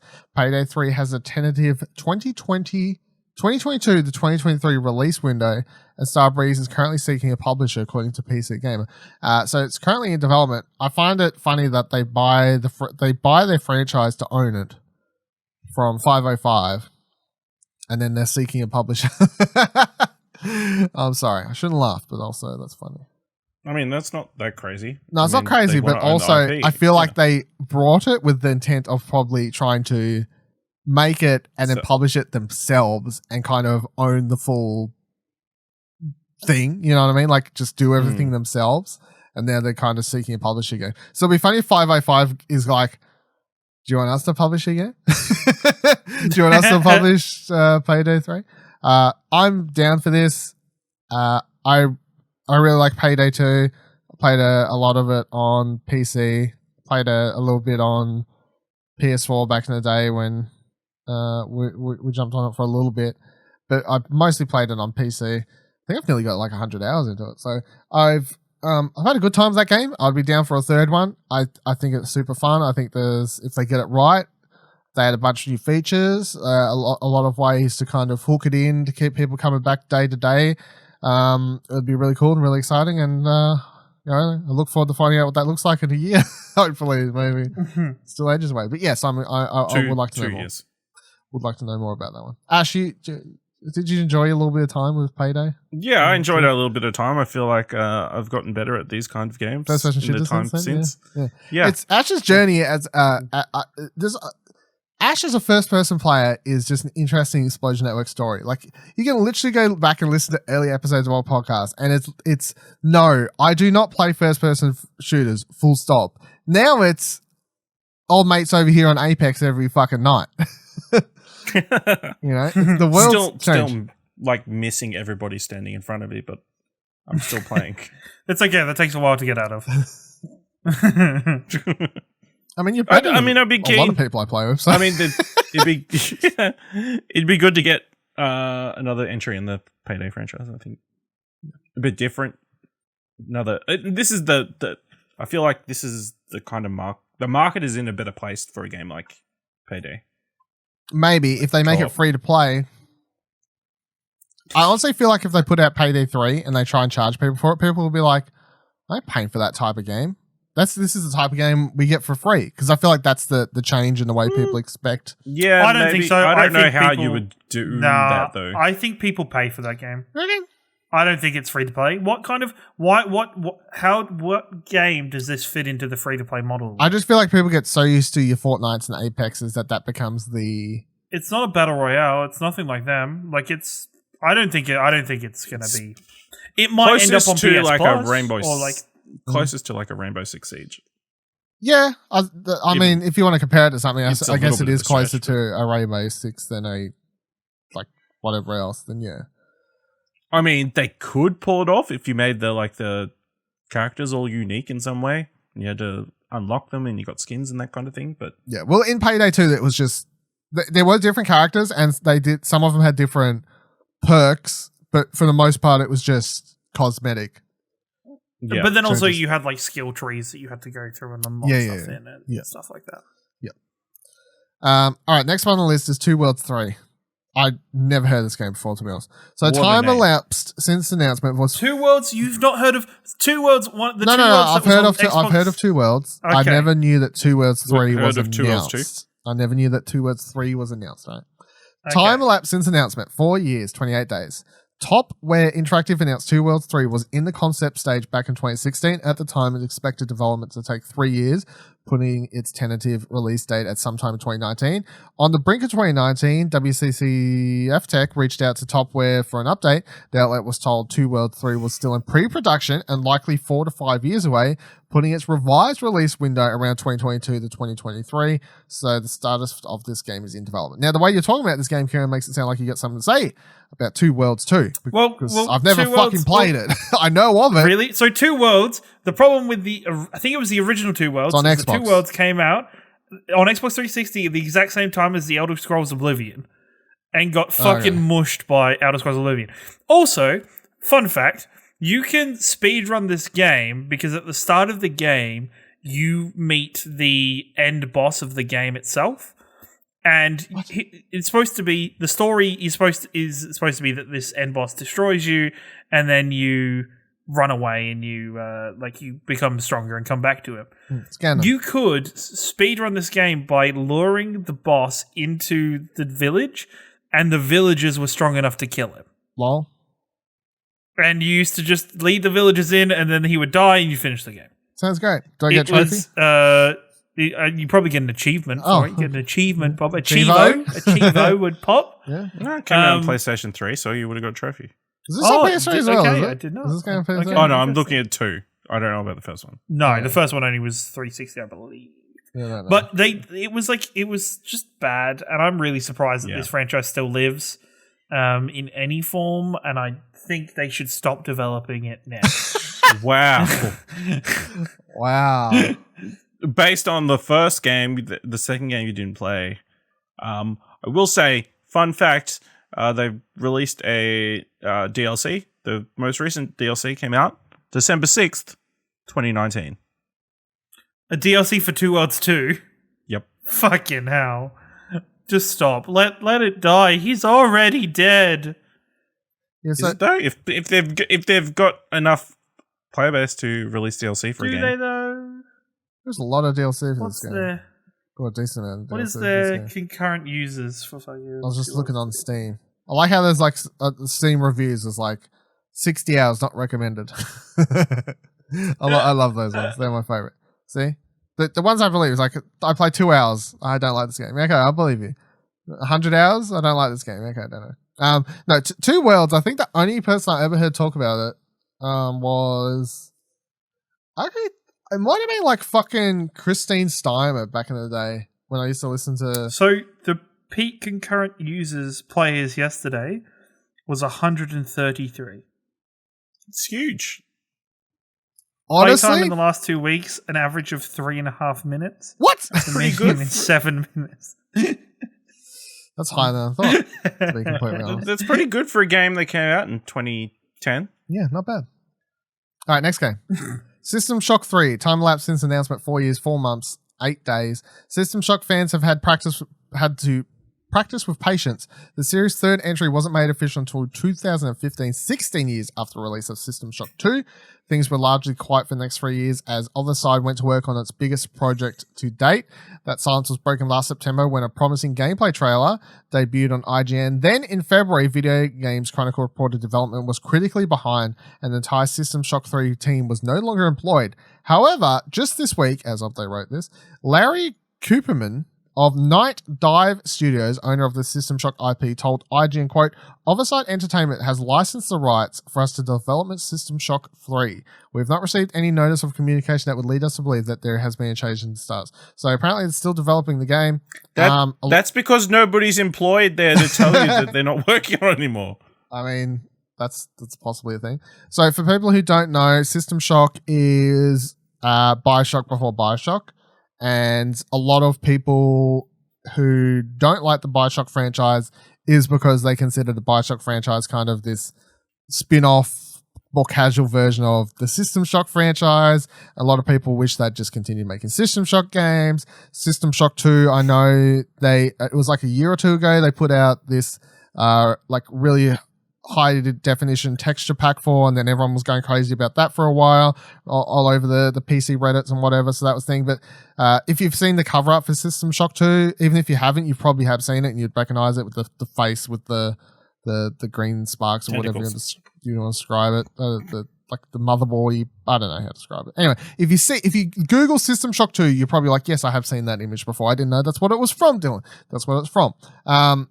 I've not played any of them more than like watching gameplay videos, even though I own System Shock 2, and I've always been like, oh, I will play this one day. Never got around to it. I have watched gameplay too, though. When I watch games, it's one of those games where I don't think it stands up. It probably doesn't, but I remember I bought it on sale for like a couple $, and I've watched gameplay of it simply because when I found out about Bioshock being this kind of spin-offy type thing or whatever, I did look it up at the time, and I was like, okay, cool, whatever. But yeah, System Shock 3, I don't think this happens. I'm putting this as a no. Probably not. Not with the weird circumstances around it currently. No. Is that no, Ashia? No. Okay. It's a no. That's a no. Next game. Never heard Also, of it. you missed one. What? What did I miss? Hold on. The Talos Principle 2. Shit, I did too. Hey, my bad. I'll go back up. Yeah. Talos Principle 2. Ashley, you better have lots to talk about. Yeah, time elapsed since announcement. 3 years. He's brought us back. 3 years, 11 months, 2 days. The sequel to 2014's The Talos Principle was quietly announced at 2016 Nordic Game Conference. What the fuck? In the nearly 4 years since, developer Crow Team hasn't released any official information about the puzzler. While there's still no news on the release window for The Talos Principle 2, Crow Team's Daniel Lucic did shed some light on its development in a 2019 post on Steam saying, quote, while we are working on it to some extent, all of our focus is currently on Serious Sam 4. We're still a small team and it's tough to work full-time on several projects. So you sound like you're a huge fan of Talos Principle, Ash. No, I just wanted to point out that you missed it, although I feel like this game is always on sale in the PSN store. Yeah. I see it constantly. Also interesting that they've pumped out a bunch of Serious Sam content since. People love that. My God, I've just opened up the Serious Sam 4 page on Steam, and the screenshots look a little bit yikes. I mean, the whole game's usually yikes, yeah. Yeah. I don't like those games. Yeah. Talos Principle always looks sort of interesting, but no, I haven't played it. It's a puzzler. I always thought of it was like, hey, we want to be the witness, but we're not the witness, or something like that. So, well, for me, I always connected the Talos Principle to Stanley Parable. They were kind of the similar games, but without the Stanley Parable's humor, which is a big selling point for that game. Yeah. Cool. So, none of us care if this game comes or not, to be honest. So none of us care. Nope. No, but we talked about it. Yeah, that's. But we went back there and we talked about it. Everyone. So now you can stop yelling at Dylan. Sorry, everyone. That you missed it. Next game I haven't heard of either. So, Red Ash, the Inedible Legend. Edible Legend. Indelible. All right, there's no there. You're right. Indelible. Inedible. My God, Dylan. No, I'm not. Forgive you on Animated Wonders where you mess up Japanese names. Basic English is my God. Not my first language either. The Inedible Legend. Oh my God. Indelible. Time elapsed since announcement, 4 years, 9 months, 20 days. Following his departure from Capcom, Mega Man creator Kenji Inafune founded a new studio, Concept, now known as Level 5 Concept. In 2015, Concept announced a spiritual successor to Mega Man Legends called Red Ash, the Inedible Legend. And a Kickstarter campaign quickly followed. Red Ash fell well short of its 800,000 USD goal, but found funding from Chinese publisher Fuse just days before the campaign ended. So apparently this is another game that will never come out because Mighty Number 9 took 10 years to come out. Recall came out when it was funded by Xbox, but no one really liked it. So if this is being funded by someone else, no, this ain't coming out. That's my thing. I've never heard of this game until today. It ain't coming out. That's my ruling on that one. Anyone disagree? Aren't they? Isn't this? Isn't the Mighty Number 9 being remade or something though? No, it took like 10 years to come out. It was a pain in the ass. I know it did, but didn't I read something that they were remastering it or remaking it or doing it? I hope not. It took long enough to come out the first time. Everyone on Kickstarter waiting for their copies of that game and shit. Ash, you got any other thoughts? I mean, it looked interesting at the time. I definitely remember it being talked about.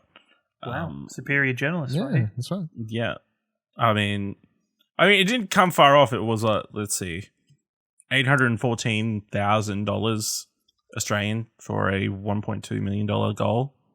And then apparently 2 years later, they did a Kickstarter to try and do an animated series, which failed miserably, not even close. So they're not Critical Role. They're not Critical Role, believe it or not.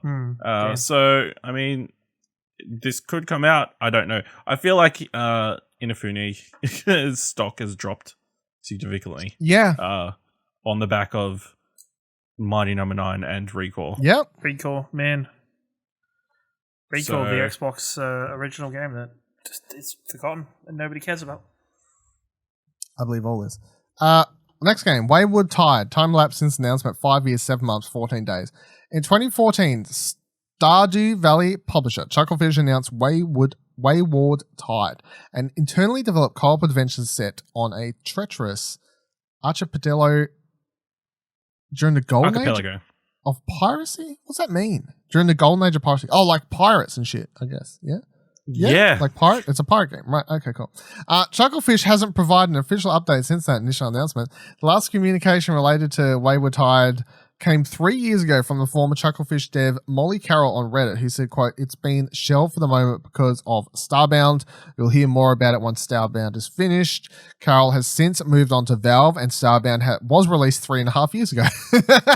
Yep, exactly. I was like, I read this and I went, what do you mean when Starbound's finished? I swear that game's out, right? And yep, it is. Then it says, according to another Chucklefish developer on Reddit, development halted on Wayward Tide when its main programmer left the studio. So Stardust, IGN writes, in development hell. So this game, I've never heard of this game. It's just not coming out. Just say it's dead. Just say, why don't you just say it's cancelled? That game's dead. All right, that game's dead. We don't need to talk about it. It's dead. Dead and buried. The next game we actually talked about in the last episode of Platinum Explosion. So there's a thing for you. So it's dead. Wow. So it is Wild. Time elapsed since announcement. 5 years, 8 months, 10 days. Holy fuck. Rayman and Beyond Good and Evil creator Michelle Ansell's ambitious open world PS4 exclusive was revealed at Gamescom 2014. The game showed tons of promise, and we were especially impressed with Wild's originality after learning more during 2015's Paris Games Week. Unfortunately, that's the last official word on Wild, save for a couple of Instagram posts from Ansell in 2017 and 2018. Ansell is now leading development on Beyond Good and Evil 2 at Ubisoft, more on that later. And it's been years since he or developer Wild Sheep, a studio he co-founded, has mentioned Wild. However, there is hope for Wild. Wild Sheep listed 2 job openings this year, and its website was recently updated with new artwork, which we talked about on Platinum Explosion last week. So I'm saying this game's still in development. I have to say that, especially since on Platinum Explosion, I basically said they updated the artwork because it was going to be revealed as a PS5 game. So I got to stick to what I said there. So that's how I feel about that one. Wild, yeah. Anyway, Ash, you still think I agree. Yeah. I will back your declaration that's coming out for PS5. There you go. 'Cause I agree. I joined you on that episode of Platinum Explosion. There you go. Platinum Explosion every Wednesday, 6 a.m. on podcast feeds. I Explosion.com. can't wait for this game to be picked up by Xbox Game Pass on Xbox. No, you're terrible. It's going to be there. No. Just wait and see. Shut up. Next game, Dead Island 2. Time elapsed since announcement, 5 years, 10 months, 12 days. At E3 2014, the publisher Dead Silver revealed Dead Island 2 and thus began one of the more tumultuous stories of video game development in recent history. Dead Island developer Techland was originally involved with the sequel, according to Polygon, but instead shifted its focus to Dying Light, opening the door for Jaeger, Spec Ops: The Line, developer. Dead Island 2's woes began with a delay from its initial spring 2015 release window to 2016. A few months later, Dead Silver removed Jaeger from the project after the company's, quote, respective visions of the project fell out of alignment. Little Big Planet 3 developer Sumo Digital took up the mantle in early 2016, and 3 mostly silent years went by until we got our next big update on Dead Island 2. In August 2019, THQ Nordic announced Dead Island 2 was once again switching developers. Sumo was out. Dan Buster's Studios, who does Homefront The Revolution, was in. The move put Dead Island 2 into the hands of its third developer, where work on a long-awaited sequel is presumed to be quietly underway. Status in development. I believe this is going to come out. Slowly but surely. It'll eventually come out.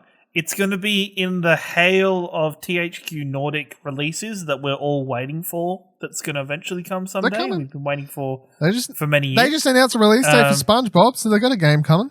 Well, they've got something coming. I don't think it's going to be good, though. I think it's going to be as bad or on par with Dead Island 1. Well, it's a bit hard when you got Dying Light 2 coming out and you're going to be like compared. Yeah.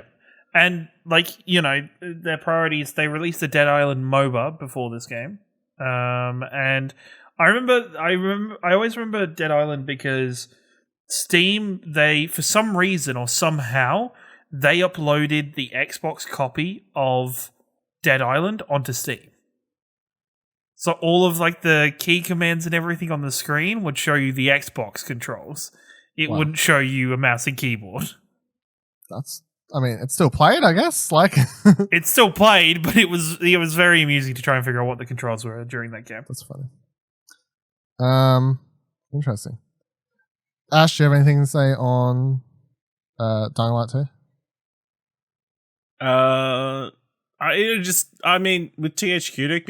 With THQ Nordic being involved now. THQ Dick? Did you just say? THQ Dick. Cudic, yeah, they should. It seems more likely that it'll actually get done because they seem to pump out all the games eventually. Yeah. That's the only reason I'm saying yes as well. Because I'm like, they're just going to put it out eventually. Although that what was it called? What's the game that you waiting on still hasn't come out? Biomutant still not out. So is it funny how I know exactly what the fuck you're trying to hurt me with as you start speaking? I'm just stating facts. That's only a couple of years in development. It's not on this list yet. All right? Okay? Maybe next year. Next game on the list, though, is Deep Down. Time elapsed since announcement. 7 years, 2 months, 1 day. IGN writes, remember Deep Down, Capcom's next-gen dungeon crawler shown off during the PlayStation 4's reveal event in early 2013. You'd be forgiven for thinking it was quietly released to little fanfare, as I did, but be wrong, as I was. 7 years later, Capcom has yet to release or cancel Deep Down. A Japanese beta for the free-to-play game was expected to go live in February 2014, though it was eventually delayed to summer of that same year. Summer passed, and Deep Down wouldn't resurface until the following February, when Capcom said it was undergoing some massive changes to address, quote, concerns about it not being able to capture an audience. 2 years later, Capcom filed a second trademark for Deep Down, which is still live today, according to the United States Patent and Trademark Office. 2 more years of silence followed before producer Yoshino Ono briefly touched on Deep Down during a November 2019 interview with Eurogamer. The original development team is no longer together, he said, according to him, but the project has, quote, not been completely given up on. He noted as long as Capcom keeps the trademark, it means we still haven't given up on the title completely. And IGN has the status of the game on hold. I'm going to say this game is dead. No. Dead. With stuff like Diablo coming out, it's just, see you later. If you want a free-to-play dungeon crawler, go play Path of Exile. No, but this was like, I remember when it was shown off, it was kind of, at the time, I remember that it was like, No, nobody remembers it being shown off. No, That's I do. The problem. I do. I remember watching and seeing the trailer for it. I do. Me, sir. I remember when I watched this video before I started the podcast. I'm 100% trying to load it now to get my facts right. I'm pretty sure, as I skip through the trailer here. It's a couple blokes talking. No. They're in a cave. Dylan, you're thinking of Knack. This is the game I was thinking about. It's the trailer. It's a couple blokes talking as they're going into a cave, and then the big monster but if you skip to if you skip to like what point am I at here? Like 115-ish. They're fighting a giant monster. Because I remember when it was announced, everyone was freaking out, and they're like, "Oh, so it's like a dungeon crawler with Demon Souls combat at the time." That's kind of how people I remember were talking about it. So it's not like dungeon crawler in comparison to Diablo or some shit. It was supposed to. It sounds like it was a tech demo they did for the reveal that they fell into start trying to make a game for, and then possibly.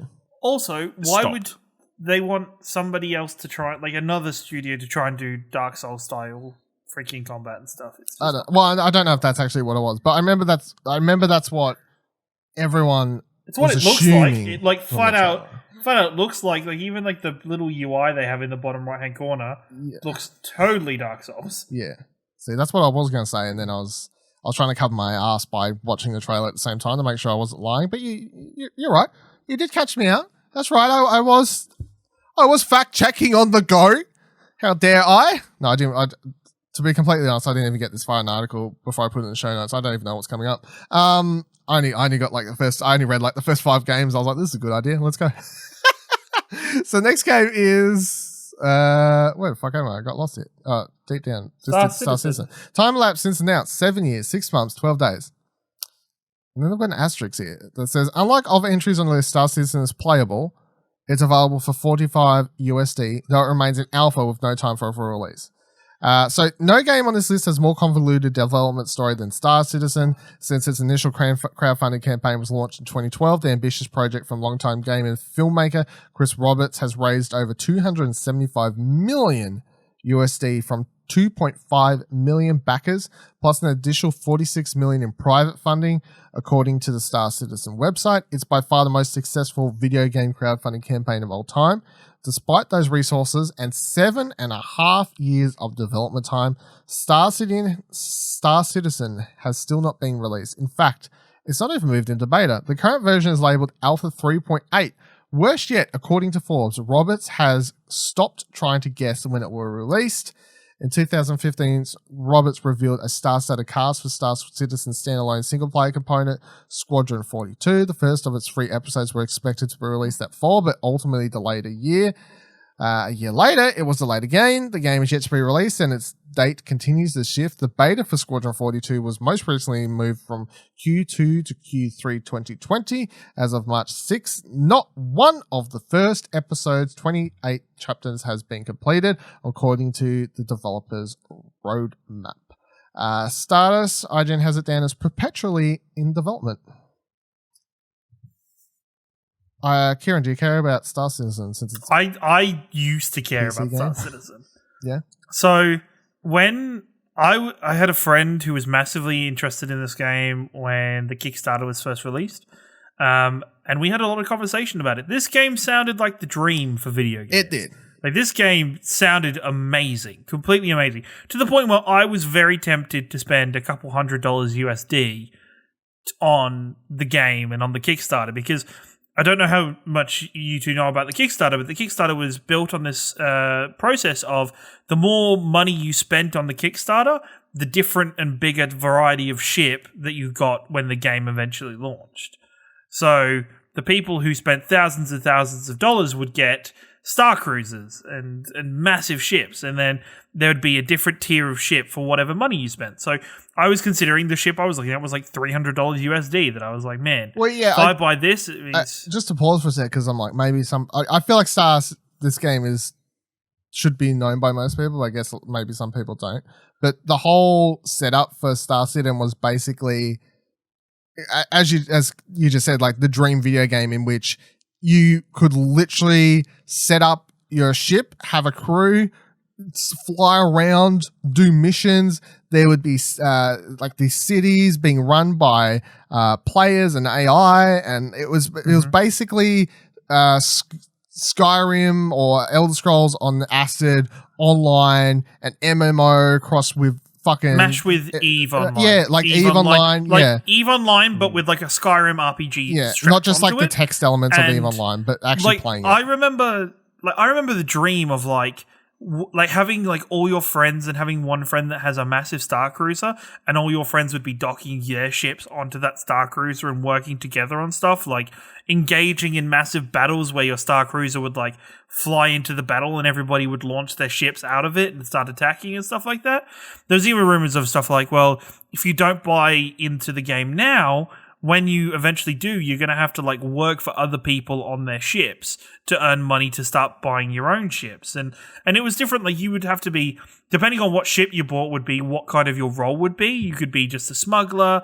You could be like more of a ship pilot plane, like a fighter pilot. You could be a pirate. Like, there was like a whole radiant of things. Since then, we've had games like Elite Dangerous that kind of do the flying and the ships and that kind of thing really well. but nothing that kind of is as ambitious as doing the RPG side on top of it. I'm really glad I didn't spend that money on this game.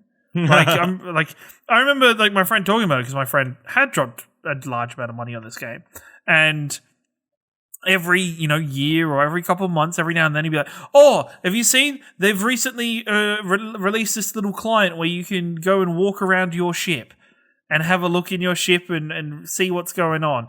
And they've just released the flying alpha where you can test out flying your ship around and fighting people. It's like, boy, oh boy, like just everything about this game it's almost the fact that it was just too good to be true. Like realistically, this game was too ambitious to be true. And of course, I no doubt that all these problems with people asking for refunds and people going on consumer claims for them. It's just, it was the first Kickstarter of its kind like this for a video game that went so big, there was bound to be issues with it.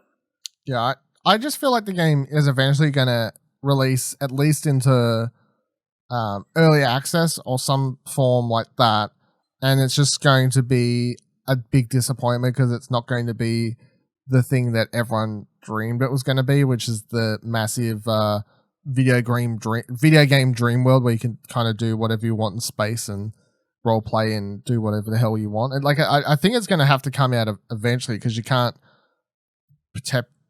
Like you can't work on it for 20 years. I mean, you can try, I guess. What mode is Fortnite in at the moment? Beta. What part of development? Beta. Beta. Mm. The game with Travis Scott dancing around in it is in beta. Beta, yeah. Played by one of the highest watched games on Twitch in beta. When it comes out of beta, they get Kendrick Lamar.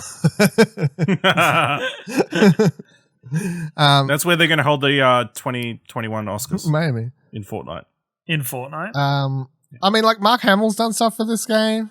That's often an image you'll see. The star-studded cast was legit, like massive, like not just like voice acting stars. It was legitimate actors, Hollywood celebrities, like and actors and stuff. Like it was so like it was literally reaching for the stars. This game, it was. If you want to watch anything on it, there are many behind-the-scene videos and many YouTube series that over the last 5+ years that have been about like, let's talk to the indie developers making their games. And often they'll go talk to whatever his name is, Chris whatever, and the team making Star Citizen about. And every time I've watched so many of these behind-the-scenes things about this game, and every single one they'll talk about it like it's so close to coming out, and it's seemingly never gets closer, year in and year out, to the point now that Star Citizen is the only game so far on this list that actually kind of annoys me. This is the one where I'm like, this has been so long, and they constantly talk about updates and they're working on it. This is the only one that legit annoys me that I feel like just for like, what the fuck is happening with this game? This is my one game. And as I just said, I don't know what's after this. Hold on, let me just quickly scroll down. There's nothing bad. Nothing. The rest of them are like, you spuds, why are you... No, yeah, so I'll hold this. This is the only game on this list that legit I think is kind of fucked up how long it's been in development and the fact that they have the amount of money and they've just seemingly fucked the development. In their defense, to play devil's advocate, obviously they were a very indie studio. They're not like a big AAA studio. This is a big project. It does take a while to produce, but the amount of money they've gotten and the amount of money they're still getting is ridiculous. This is my thing, right? Are they even an indie project at this stage? They've got more money than some AAA games. They've got the thing is as well. Like this is as bad as No Man. This was worse than No Man's Sky. Sean Murray talking that game up. Oh, this is way worse. The fact that this is so much worse than that. With the fact that just how broad and how wide-reaching this game was talked about, and like it wasn't even like. It isn't even a case of just people grabbing what they were talking with and running with it and extrapolating it and making it bigger than it actually was. This was what they were telling you. They were telling you the story of you're going to live your life as a star-bound citizen. Like you're going to be sailing across the skies. You're going to be working with friends. You're going to be doing all this stuff. And it's like, Yeah, but when's it? Like, what's the size? Like, I don't think their team is At least big. No Man's Sky came out. Yeah, No Man's Sky came out.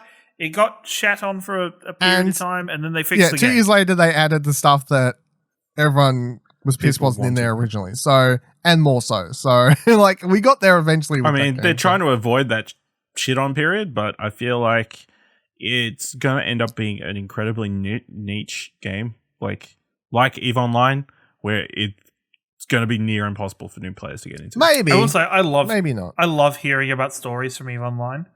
EVE Online's so cool. EVE Online is cool, but I could never play it because it's way too complicated. I could never play it. No. It's very complicated. But hearing about the stories that of things players do in with that their game, fake countries and they go to war and all this sort of shit. Fake countries going to war with each other. How they are fighting over like little dimensional black holes. About different strategical moves in wars. Like, it is so fascinating. But at the same time, it's just.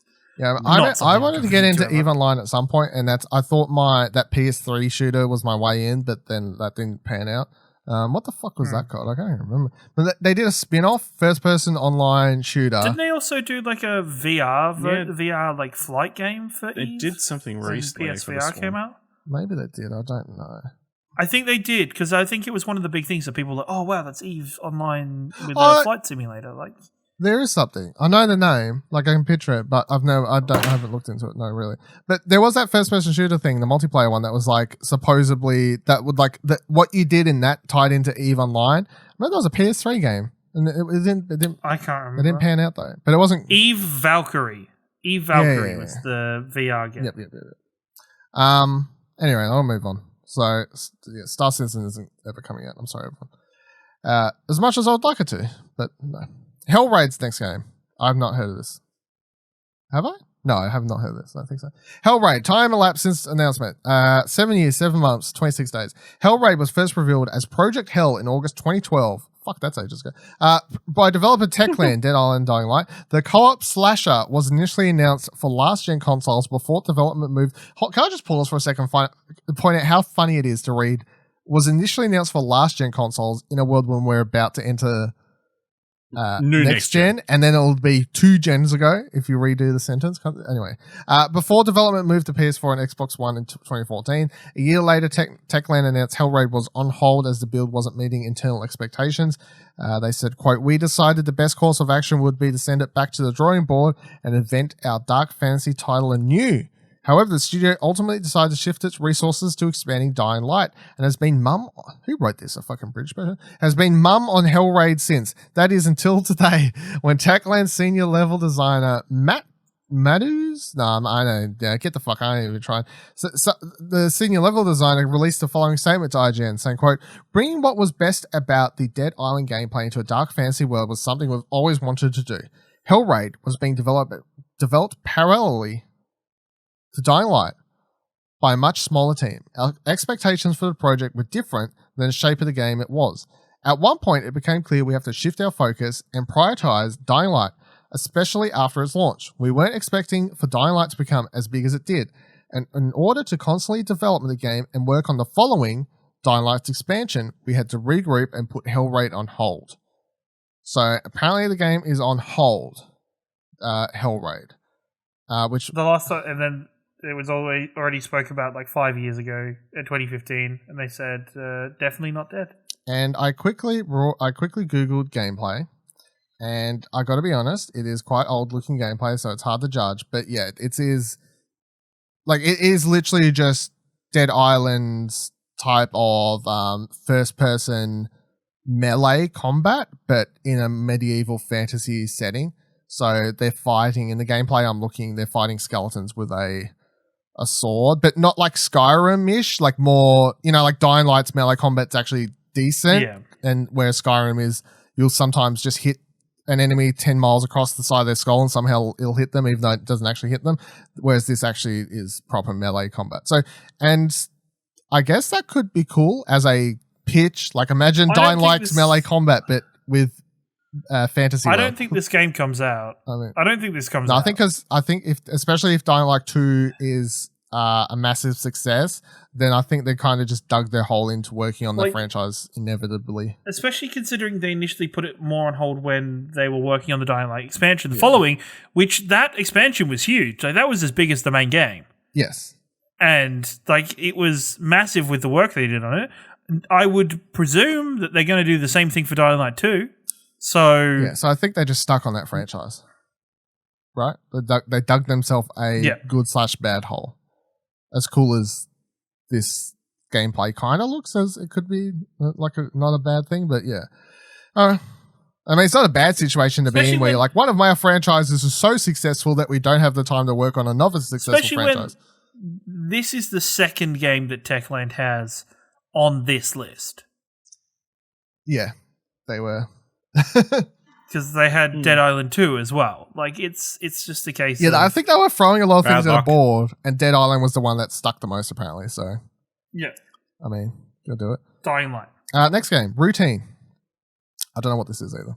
Time elapsed since the announcement. 7 years, 8 months, 8 days. Routine, a promising PC-only horror game, was announced in 2012 with a 2013 release window.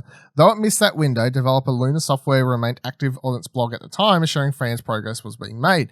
In late 2015, Luna acknowledged Routine was, quote, a huge undertaking where we have clearly underestimated a lot of the workload. In October 2016, a new trailer revealed a revised release window of March 2017. As evidenced by its inclusion on this list, Routine was not released that much.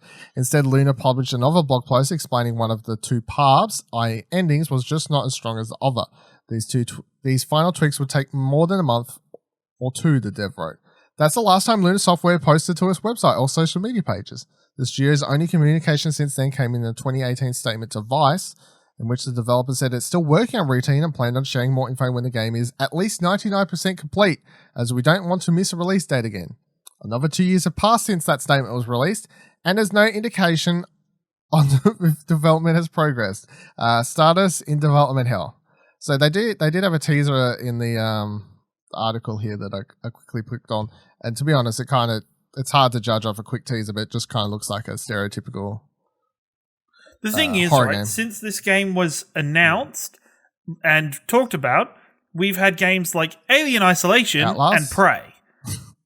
And Outlast and every other horror game. Like, the thing is, the fact that they say they're 99% complete and they've trying to suggest that it's that finished, but they're still working on polishing that 1%, talks to me that the developer is talking out of their ass. Yeah, I'm gonna vote this one as dead. Yeah. Dead. Yep. The next one I'm going to vote as dead as well, but I'll read out what it is anyway. So, Super yeah, dead. is Agent. Time elapsed since announcement. 10 years, 10 months, 20 days. At E3 2009. Well, 20,009? I think my it's so funny. I've got so used to saying like 2000 and whatever that this is 2010? so long ago that I had to be like, no, 2009. How do we say this? Yeah. 2009. I don't have to say 20 whatever. 2009, Sony announced Agent, a Rockstar-developed PlayStation 3 exclusive. Dubbed the ultimate action game by Rockstar co-founder Sam Houser, Agent was a tale of espionage set in the height of the Cold War at the end of the 1970s. A release date was never announced, but a FAQ posted to Rockstar's website hinted at a potential 2010 release date. 2010 came and went, but in 2011, Take-Two confirmed Agent was still in development, while an artist portfolio provided our first look at the increasingly mysterious action game. After 2 more years of silence, Rockstar quietly renewed the trademarks for both Agent and its logo, which it did again in 2014 and 2016, according to the United States Patents and Trademarks Office.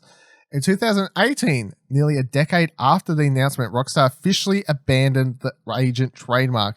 2 sources told Polygon some locations and missions from Agent ended up in Grand Theft Auto 5, leading to the wide belief that Agent has long been dead. Despite that sentiment and the trademark abandonment, Rockstar has never officially cancelled Agent, and its website remains live. So Agent has the stars in development hell. I think this is one of those, like to go tinfoil hat for a second, this is one I know a lot of PlayStation fans like to believe that because it was a Sony Rockstar deal, that Sony may potentially have like snuck the rights or the game back to them, and then they may have sent another developer off to make it, and now it's going to turn out to be a PS5 game. This is all bullshit as far as I'm concerned. But No. In 2020, there is no way Rockstar is making a single console dedicated game. See, No fucking way. No way in hell. That's what happened. Their games got super popular. They read the fine print. Sony had the... Got super popular? Yeah. Do you mean Got they even were more already popular by this spot? Okay, got even more popular. Got the biggest games of all time. The deal was to either come out on the PS3 or the PS4. So now they're waiting out for the next generation, so they're free to publish it everywhere. No way. This game's dead. Even though I was like really interested in the game because it's a really interesting period of like kind of style of game to go into. I don't think we're gonna... No, this game's dead as no now. No, 100% Next dead. year, already, look out for agents. Considering they're already suggesting they're working on GTA 6 and they're not doing crunch anymore, it's like, come on, guys. They're big enough to have 2 teams. Do they need to have 2 Audio teams, listeners, though? Ash's like controversial face of, I'm just trying to fucking like, oh. Yeah, I mean, let people dream. Is it though? Is it though? And the last game on the list, isn't it? Yeah. The last game on the list is Beyond Good and Evil 2. Time elapsed since announcement, 11 years, 10 months, 25 days.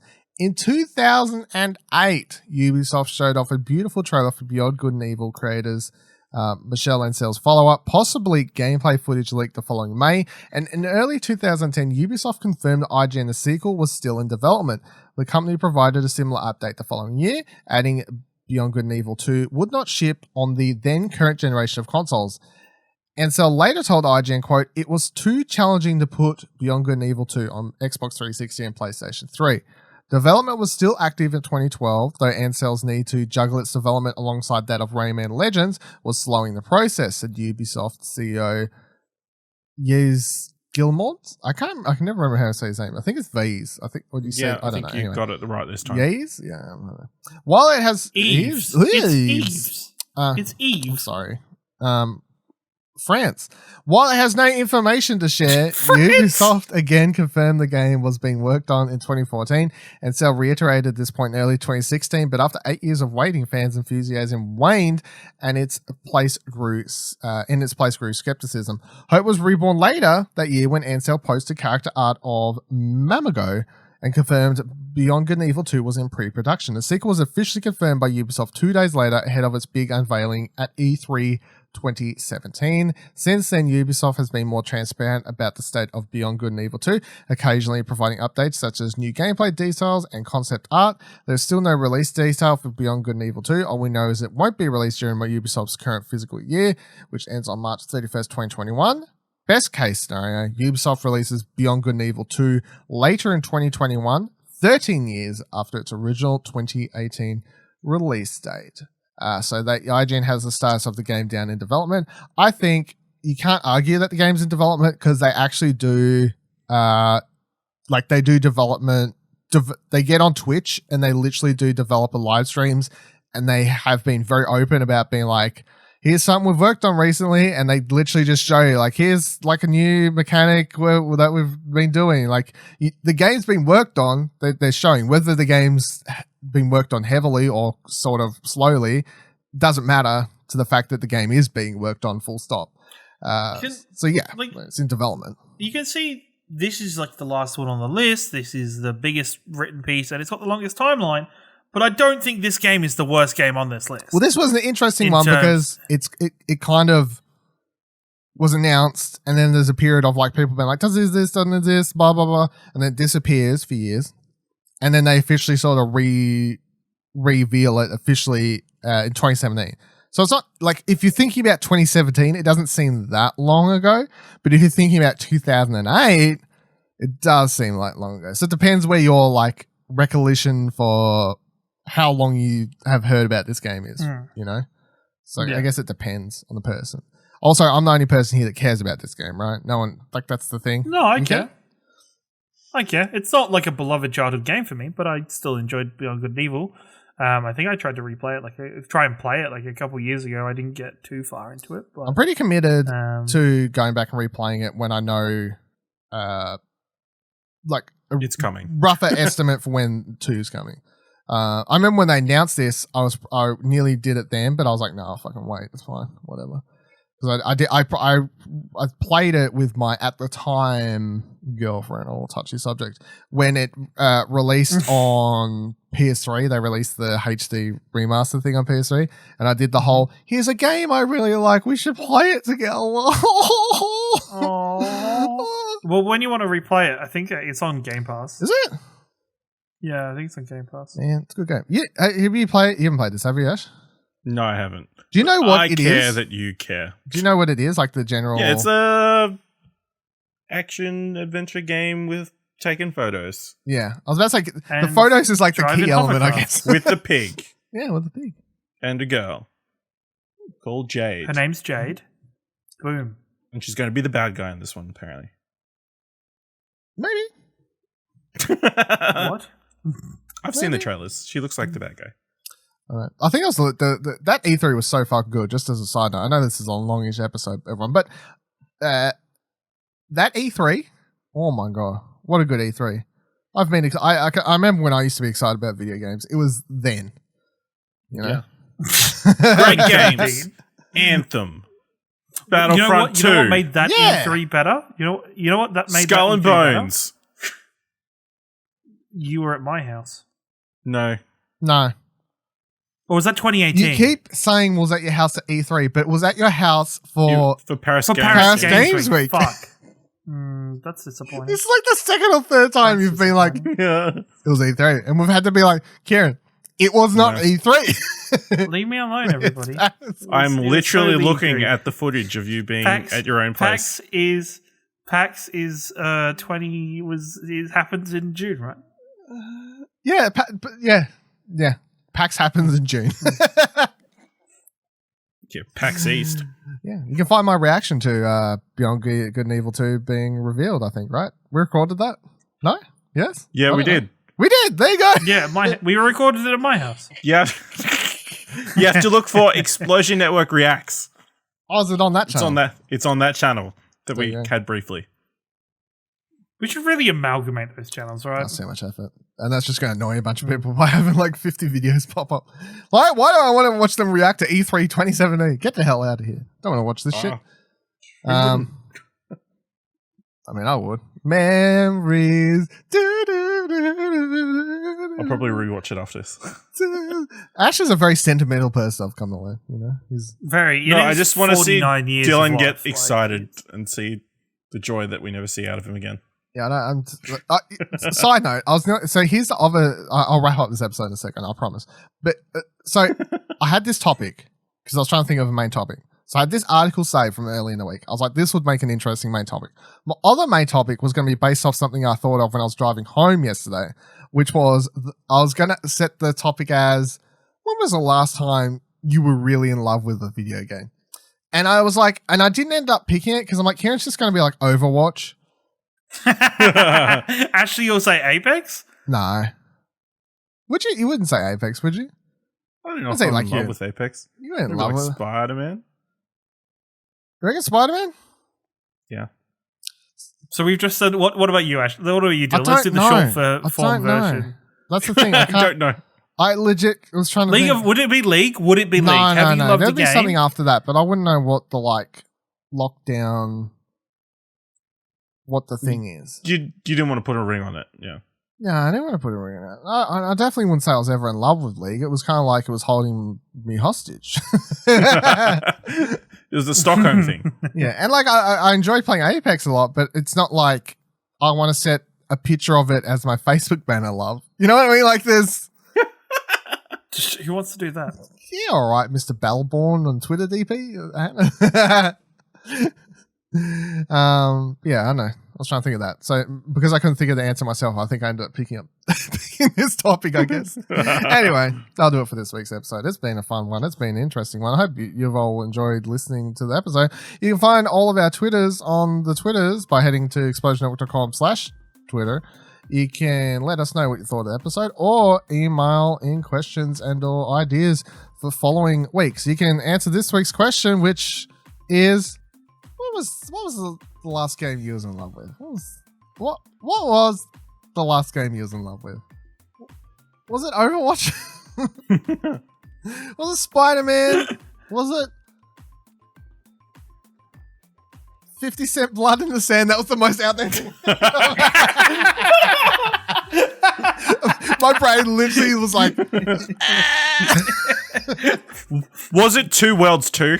Was it Two Worlds 2? Are you one of the 100 and something players currently playing it? Let us know.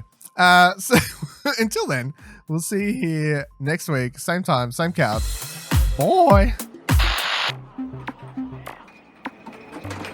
Hey, don't forget you can subscribe to the show wherever you're currently listening, and you can drop a review if you can. Find more great shows like this and more content over at explosionnetwork.com. And please consider supporting us for as little as $1 over on our Ko-fi page by heading to explosionnetwork.com/support. Thanks for listening.